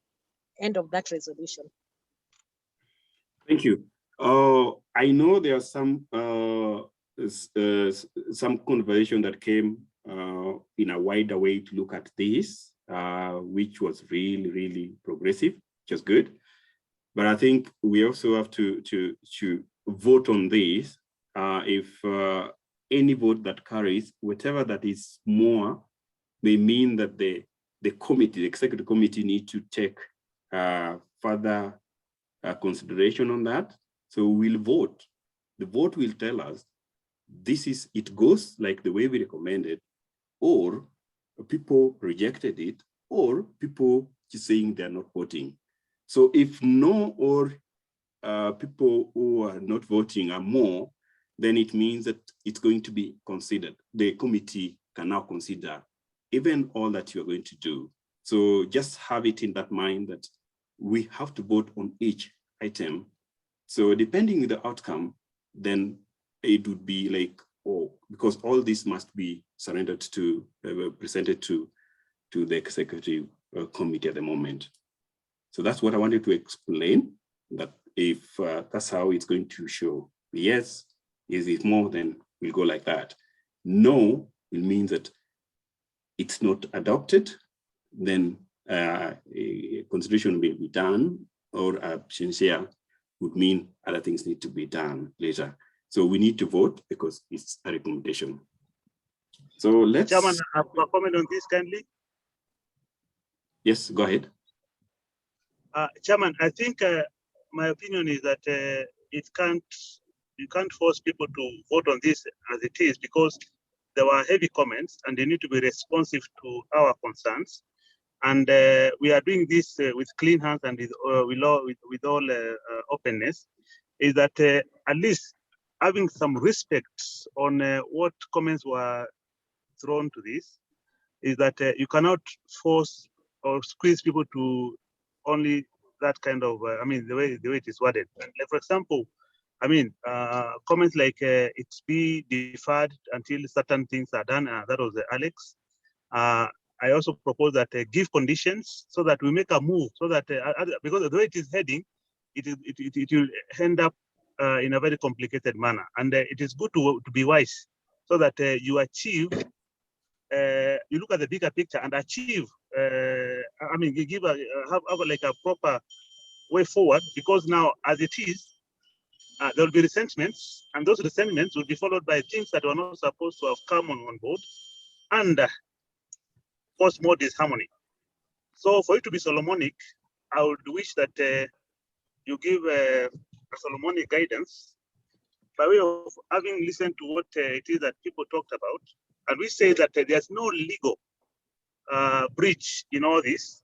Then there was no definition of what you're calling ethical, because in relation to this, I mean, you said there were four things like massage, and we have spas, which are legal businesses, and they happen in even very big hotels and all that. But I'm not running any spa. I'm talking about a product called alcohol, which is, and I give examples, is respectable clubs, even where the big and mighty go, and nothing, I mean, it happens. I talked about conditionalities, and I'm talking about being wise and looking at the bigger picture, and lessening the risk of complications thereafter. So Alex talked about, gave us a path that we can follow, and for that to be a right time for this vote to be taken. And it's not about any other business, because there's no other business happening in my premise. And mind you, I threw a comment, but we are doing this in all fairness and according to law. And I said even the residents themselves, they are not even complying to what they signed against their contracts. Like, for example, putting up those walls. They could be well, I mean, be well intentioned, but when I look at the contract, it is clear no resident is supposed to build a perimeter wall on their houses, but we know why we are putting those walls. Okay, so it's not like you have to bring the heavens down for there to be justice, which is parochial, which is one-sided. So, Chairman, this is a potentially explosive matter. Approach it with a lot of wisdom and give appropriate guidance so that we don't run into complications. Okay, so as it is right now, don't brush off our comments. See, read the mood on ground and give proper guidance. It's not as simple as of 30 people voting. I mean, at Global, we have over 700 stakeholders. Some of them are not yet actively members, but at some point, they have rights to, whether they're speculators or not, to determine what happens in there. So a sample of 40 people cannot carry the decision of over 700 people who are supposed to own properties there. So I'm just talking rationally and just giving you some indications so that you navigate carefully on this matter. We have people who are silent and they have their own opinions as well. Thank you. So it's not a threat, it's not anything, but I'm just giving you indications this early so that you see how best to approach this matter. Thank you. Thank you, Victor. And we have heard you, and we continue to be hearing even other people. And I mentioned, I know that because it becomes because of voting, but maybe I was not clear. There are some things that quite a number of people have spoken, and we really understood them, and it's really good. Before I give guidance on this, anybody who wants to comment? Just lower your hands. Lower your hands. Anybody wants to comment? Yeah, I had raised my hand so that I give my comments. Is that okay? Okay, go ahead. Go ahead. Yeah, by the way, Mr. Chair, I propose that we send this question back to the committee so that they can reward it and break it down into two, because I have a direction that I want to vote on the alcohol, and I have also a different direction that I want to vote on the resolution that we sit down and agree on what kind of businesses should be run in the estate in the future. And I've seen that Doris has also put across the same comment that we probably break the resolution into two. I propose that we send it back to the committee to basically just either break it into two or reward the resolution. Thank you. Timothy, go ahead. Let's hear you.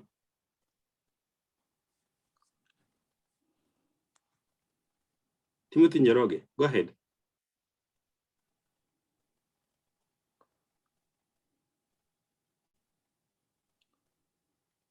Oh. Any additional comment? Thank you, Bwana Mkabi. That is really excellent.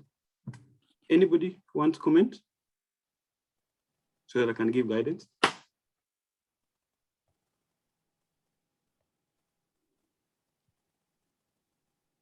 Chair, let me just, I didn't want to speak in this meeting, but let me just put my voice as a resident. Thank you. Number one, you must always know there's something called conflict of interest, that once one person is conflicted, they are supposed to excuse themselves, sometimes to making a decision around what should happen or not happen. So maybe my encouragement is just the way we have voted, would have allowed ourselves to vote. Let this motion be defeated. Let it be asked to go and consider, because all the others we have been voting, we did not ask that this one is contravening which one, and we have voted for the same. There are people who are speaking their mind also, and remembering that the notion about 700 residents, any decision can be changed at any given time. But by virtue of, if we have quorum, I think by constitution, we are allowed to do a vote for anything that we want to do. This is our estate. I think let's also not be pushed to cow from what we want to do and recommend. I think it is important that, because this motion was also sent back the last time. And then the second thing I wanted to speak is that let's always not also forget that we also had a minuted AGM, a special meeting, so that anything we vote now, we remember that there are things also we voted last time. I think those are my 2 comments. And this estate is on, I think the spirit of democracy is a majority that goes, what majority wants for an estate. And then if we have more people coming for another day, this decision can be rescinded again to meet the decision of those that attend during that time. So I think let's not talk about 600 people who are not here, but only allow those that are here, because this AGM was called by people. There were no other apologies. People did not ask that. There was enough notice that was given. Yeah, maybe that is what I just wanted to say. Thank you. Eldokin, go ahead. Thank you, Chair. I just have a question to Purity because I need clarification. On the sale of alcohol in a residential estate, is it illegal or is it legal? If it is illegal, as you say, us voting to have it sold in the estate, will that change the law of Kenya, or would we be voting for something that is already illegal? I'm really not understanding that. Is it illegal, and why are we voting if it's illegal?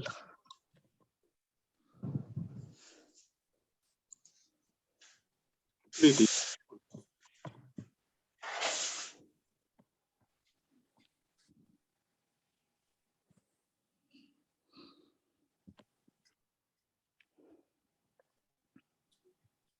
Purity, are you there?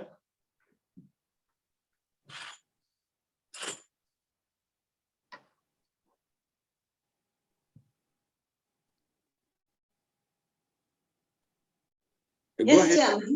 Yes, I'm go here. ahead. Yes.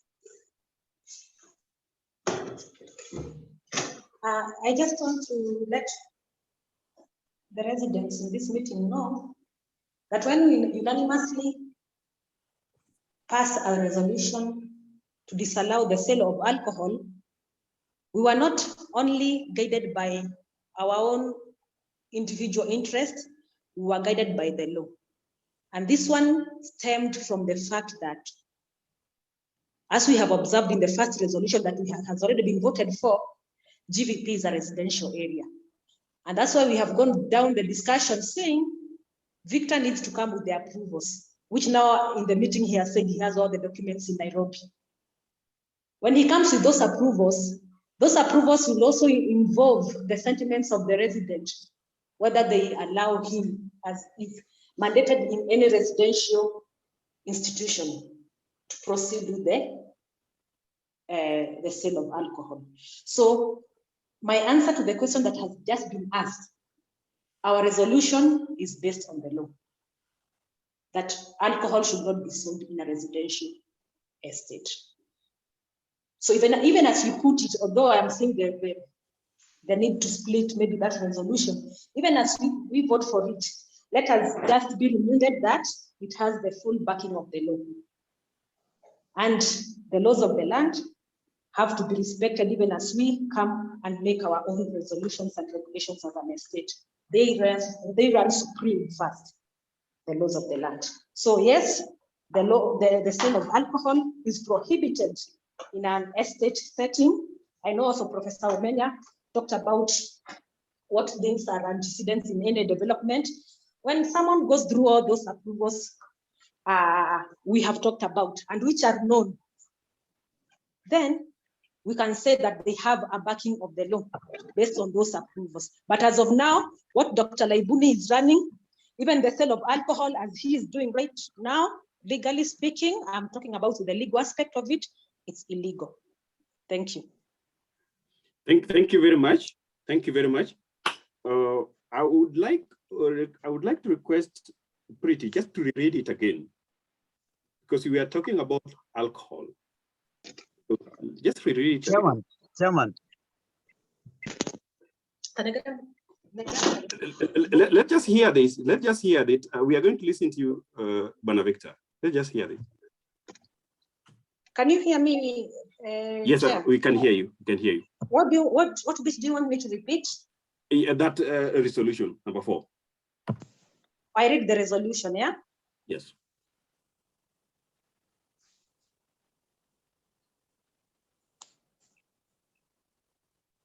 That resolution read as follows, that on the issue of sale of alcohol, the committee unanimously agreed to prohibit the sale of alcohol, citing the business was unethical.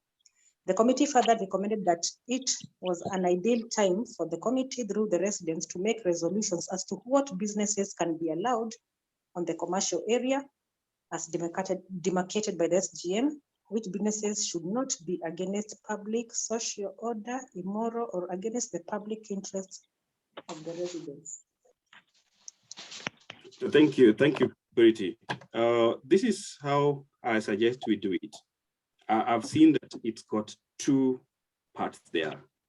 And I think it would be fair to make it clear for alcohol and the moral business we are talking about. Because when it comes to alcohol, it's so clear. We didn't come up with just our own thing. It's clear. I think I would suggest like this, because it's so clear that we have two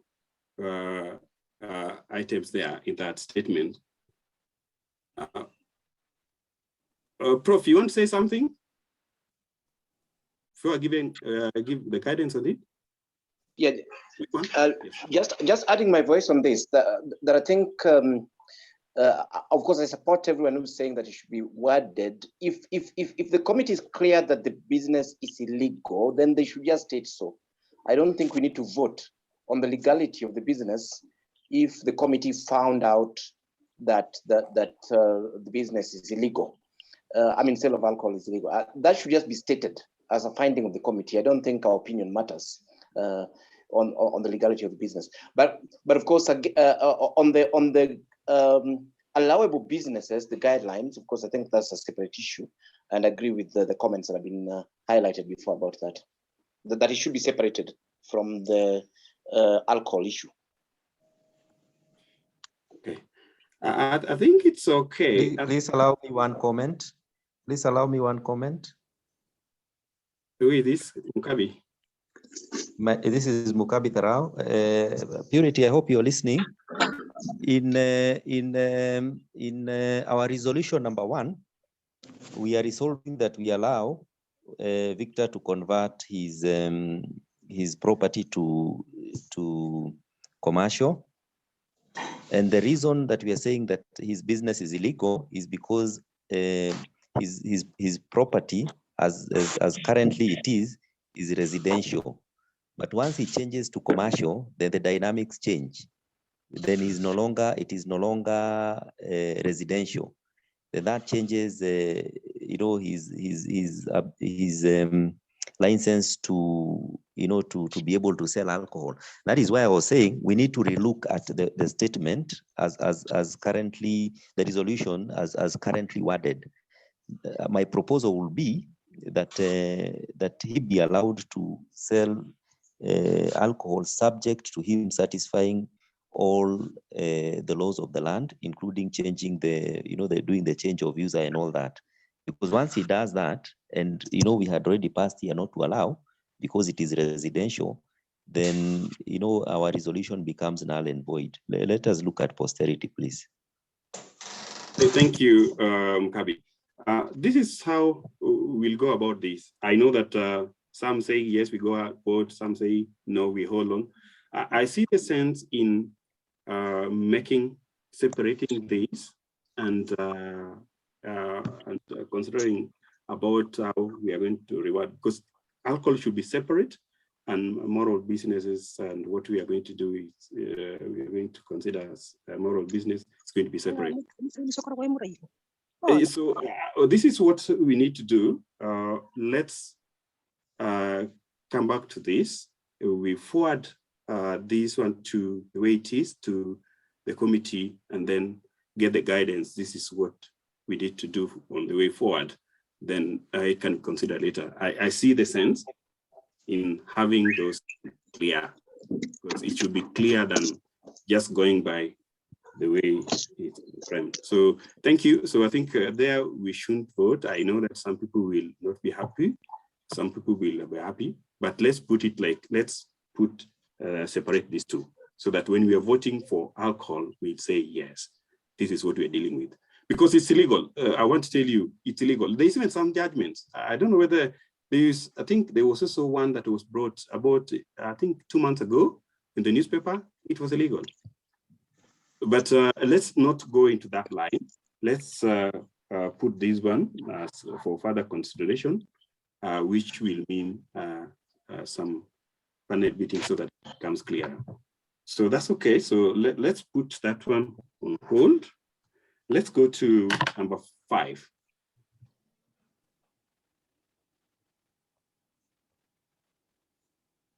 Purity, go ahead.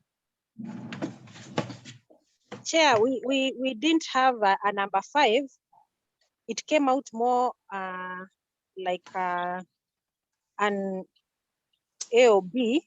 We only had 4 resolutions. The A or B bit of it is the one maybe we observed that allow me to read. It was more of a comment and maybe kind of seeking reinforcement. It read as follows: the matter about approving ongoing construction was floated, and this subcommittee observed that, and this is the matter, it was an own motion of the subcommittee. Allow me to clarify on that to the members here. And it read as an OB like this: the matter about approving ongoing construction was floated, and this subcommittee observed that it is not known if the collection of construction fees is still ongoing. It was noted as a concern that the duly elected committee allowed Mr. Victor to carry on with construction in a friendly manner, which by itself indicates there was relaxation of rules on Victor's construction, which would not be the case, as rule ought to apply uniformly to all residents. It was unanimously agreed by this subcommittee that on the issue of construction fees, the collection should be uniform to everyone in construction without fail. And maybe let me just elaborate, that's the end of that AOB, though it comes out as a resolution. Let me just elaborate, clarify to this meeting that when we came through that resolution unanimously, is because you remember we said we first met the committee virtually. Then we met Dr. Laibuni physically. On the virtual meeting with the executive committee, they actually even narrated how they went out of their way to allow Victor to do construction. And remember, the construction fee is a fee that ought to be levied per plot. Yet we know that Victor's development is on more than 1 plot. So that relaxation, we found it a bit biased. So that's why we came with that resolution, although it comes by itself like in an A or B, because if levies are to be charged per plot, if the construction levy is 10,000 per plot, if one person, Purity, is having 10 plots and she starts constructing on those plots, let her pay the 10,000 per plot. So that is the explanation behind that resolution, though it was not one of the mandated things. Those are things that came out during the meetings we had with the 2 parties. Thank you. Thank you very much. So I think that one we'll just send it to the executive committee. Just as a reminder that we need to be honoring that. That is doing that. We have agreed, we have deferred resolution 4. But we are going to send all this report to the executive committee. Then we'll seek guidance from there on how to handle this resolution 4. But report must be given to the executive committee. So I think I can end the meeting, but if somebody has got a burning, I'm seeing 2 hands raised. Prof, any additional thing or just the earlier one? Sorry, I don't know why my hand is still showing up there. Sorry, I should have joined it. Thank you. Yes, Victor, go ahead. Yeah, when Chair, when you see certain behaviors in human beings, is because there is something. And somebody is saying per plot. First of all, what is this per plot thing? Is it that everybody was forced to do things within a plot and according to that plot. How many people do we have in this estate who have put up houses in more than one plot? And what is the logic behind it? I mean, it is a collective business coordinated by one person. You can even take 10 plots if you want to have a spacious place to live. So let there be what you're calling posterity, in that we look at things objectively, clearly, and I can state this without an element of fear, that we have very few members of our village who are reading from a very different script, and they are causing problems to our. So the mechanisms have to be put in place, not to allow the few who are spoiling the dream of the global village. All this that I'm doing at the global village is for the betterment of the village. Somebody coming to that estate and seeing that there are some certain conveniences that he will enjoy by being in there, it is a plus. If you are to uproot all that are put there, it will go with some negative. I mean, me operating from that place, I'm adding value to the estate. Probably somebody has a problem that it has some bottom line aspect that Victor gonna gain commercially. But anyway, just a comment. Very soon, I'm going to seal off all that place. I'm looking for a buyer. If I get well and good, if not, then I'm looking for a buyer to buy the supermarket and remove it from there completely, and anything else that I'm selling there, and I seal it off and I use it for my own personal use without access to anybody within the estate. And we shall see how it goes. Thank you for that. Thank you very much, Victor. There's something I need to clarify. Maybe it was not clarified how this one came about. It was not the decision of the executive committee. This one was a resolution that was done by the members, and it was minuted and it was filed. So, and that's why we urge that if the meeting is called, let's all come. You've got good ideas. Let's come and put our minds.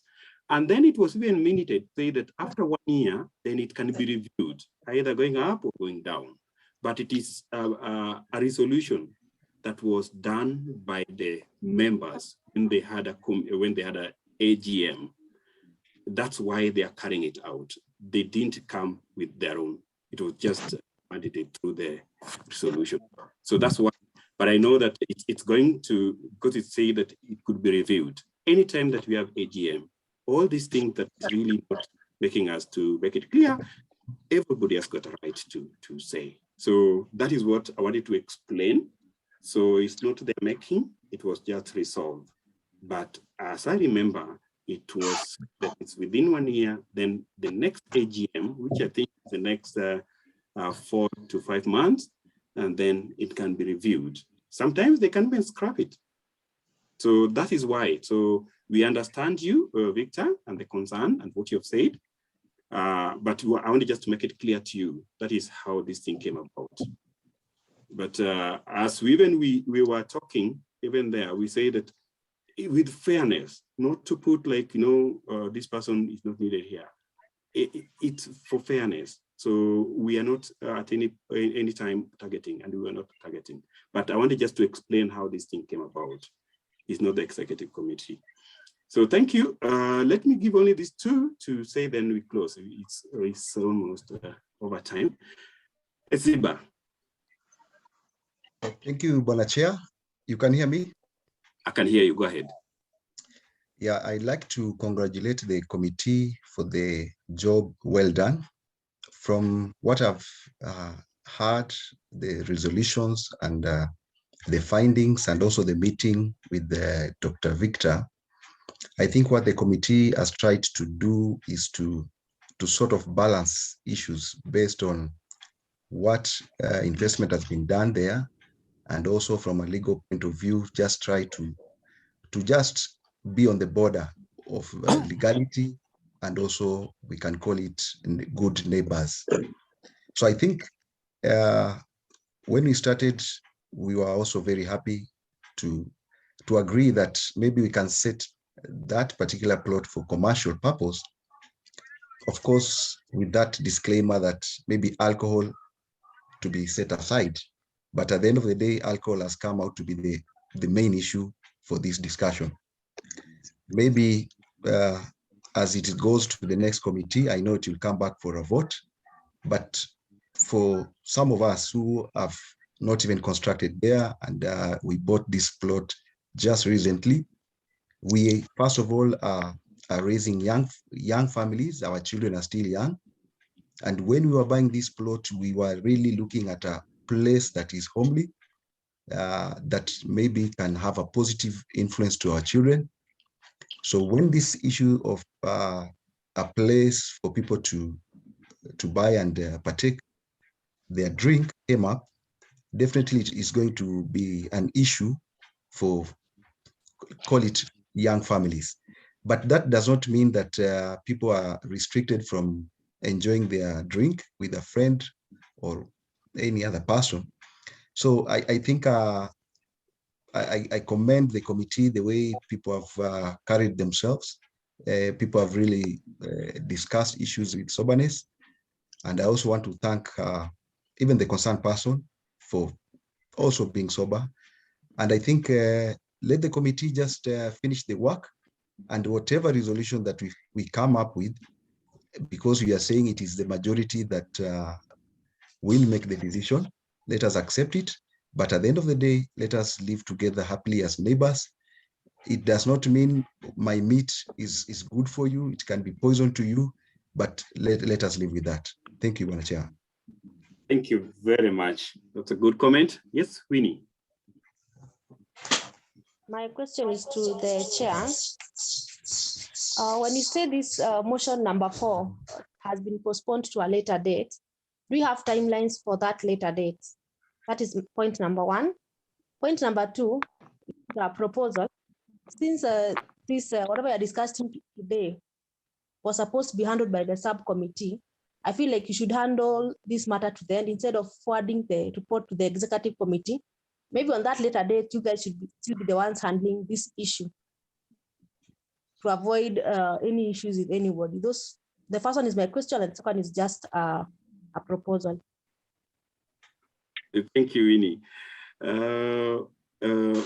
Winnie, how I can respond to this is that when a subcommittee is given a task, they have to report back to the executive committee. So from that line, it's when now the subcommittee, the committee can now say, okay, these ones have been agreed. This one is for further consideration. We cannot stand here to say, no, we are going to continue.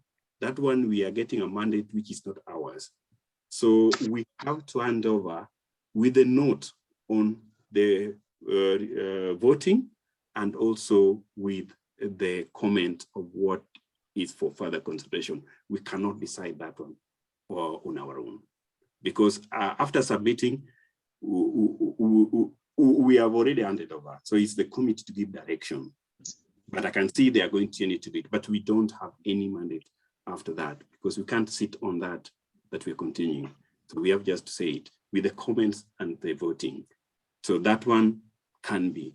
And saying the date, I think it's something of concern. It's something that we need to dispose of as soon as possible, because like the way it came, even now, we could see just one item become a little bit explosive. So we need to just hand over. Then I know the committee is going to give direction on that, but we need to hand over this report with the comments that are there. I don't think we should continue. It's over time, but let me just hear Khaled. Khaled,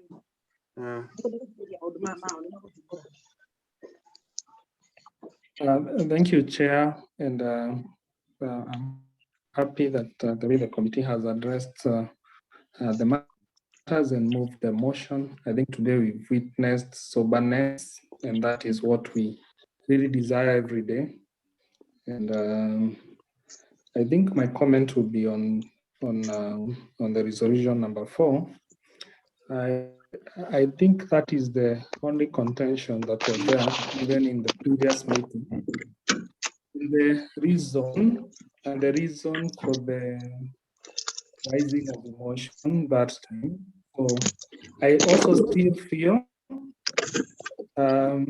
it will still be subjected to a vote. And I think if you could have guided that this motion be dispensed with by just printing it today and addressing it in the two sections, or you still maybe that same independence that you still handle the matter, maybe in terms of the splitting and the calling of the motion, so that at least we are able to come to a good conclusion, considering everyone. I think that's the major point, considering everyone, because I think what I've heard here, and that is okay, and that is good, that any developer, if there is a change of use, will have to involve the residents, and I think the residents will have to vote, which is okay. And I think as the committee, we are at a space where we would want the residents to handle this matter to the end. And as we stated the other day, the decision of the residents is what we actually follow and would want to follow. I don't know what you can guide today. Even if it is another day, how do we, in your wisdom, to handle that matter to conclusion, so that we eliminate the the issues that came up before. So we would really love to, and because today we have had very candid and good discussions, I would like it to move in that. Thank you. Okay, I know, I understood, and I can see some hands, but I can assure you that we have done well. We have done well. So let's just close it, because there's some work here that we must be guided as continue to happen, and we cannot do it today. So it's something that we really want to be careful about and just be very sober on it, because at the end of the day, we are here for each of us. We need to make it just I've seen Eric, I've seen you, Victor, I've seen you, but I would request that we end it. Time it's quite gone so far. Like somebody said, it's about 2 hours to Monday. So let's not hurt people, because some people are really waking up early. So anyway, I would say thank you very much. We'll guide you, because I'm seeing not only this one that's going to vote, this thing, even this legal processes that are going to, members will vote. They have to be brought for members to vote. So that's why we don't want to rush this. Let's just close it like the way it is. We are going to make notes on this, and then forward, then the action is going to be given soon it can. But we'll be happy to see that this thing should be concluded, okay, so that we move on. Where we meet somebody, we laugh, we meet somebody, we get a cup of tea around, not where when we see somebody, we're like, we want to have another rule there. No, this person is bad. We really want harmony in this estate. And that's why we sacrifice all that to bring this up. So I'll now end it there. So I would just ask somebody volunteer to close for us with a word of prayer. Any volunteer?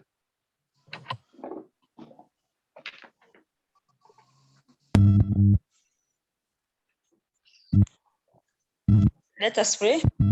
Thank you. Let's go ahead. Almighty Father, we come to you this evening. We want to thank you, Jehovah God, for this. It was fruitful. We thank you, Jehovah God, for the wisdom that you have given him, the guidance, Jehovah Father. And even for the members who are here, all of us, Jehovah God, may you guide us, Almighty Father, as we move forward. And even as we go on the narrative on these issues that are affecting us, may you guide us and we honor you. And now, as we sleep, may you guide us, Almighty God. Protect us, Almighty Father. Protect our families, Almighty Father. In Jesus' name we pray and believe. Amen. Amen. Thank you very much for the kind meeting that you've had. Thank you very much. As you go thinking about tomorrow, you have a good night. Good night, and thank you, guys. Thank you.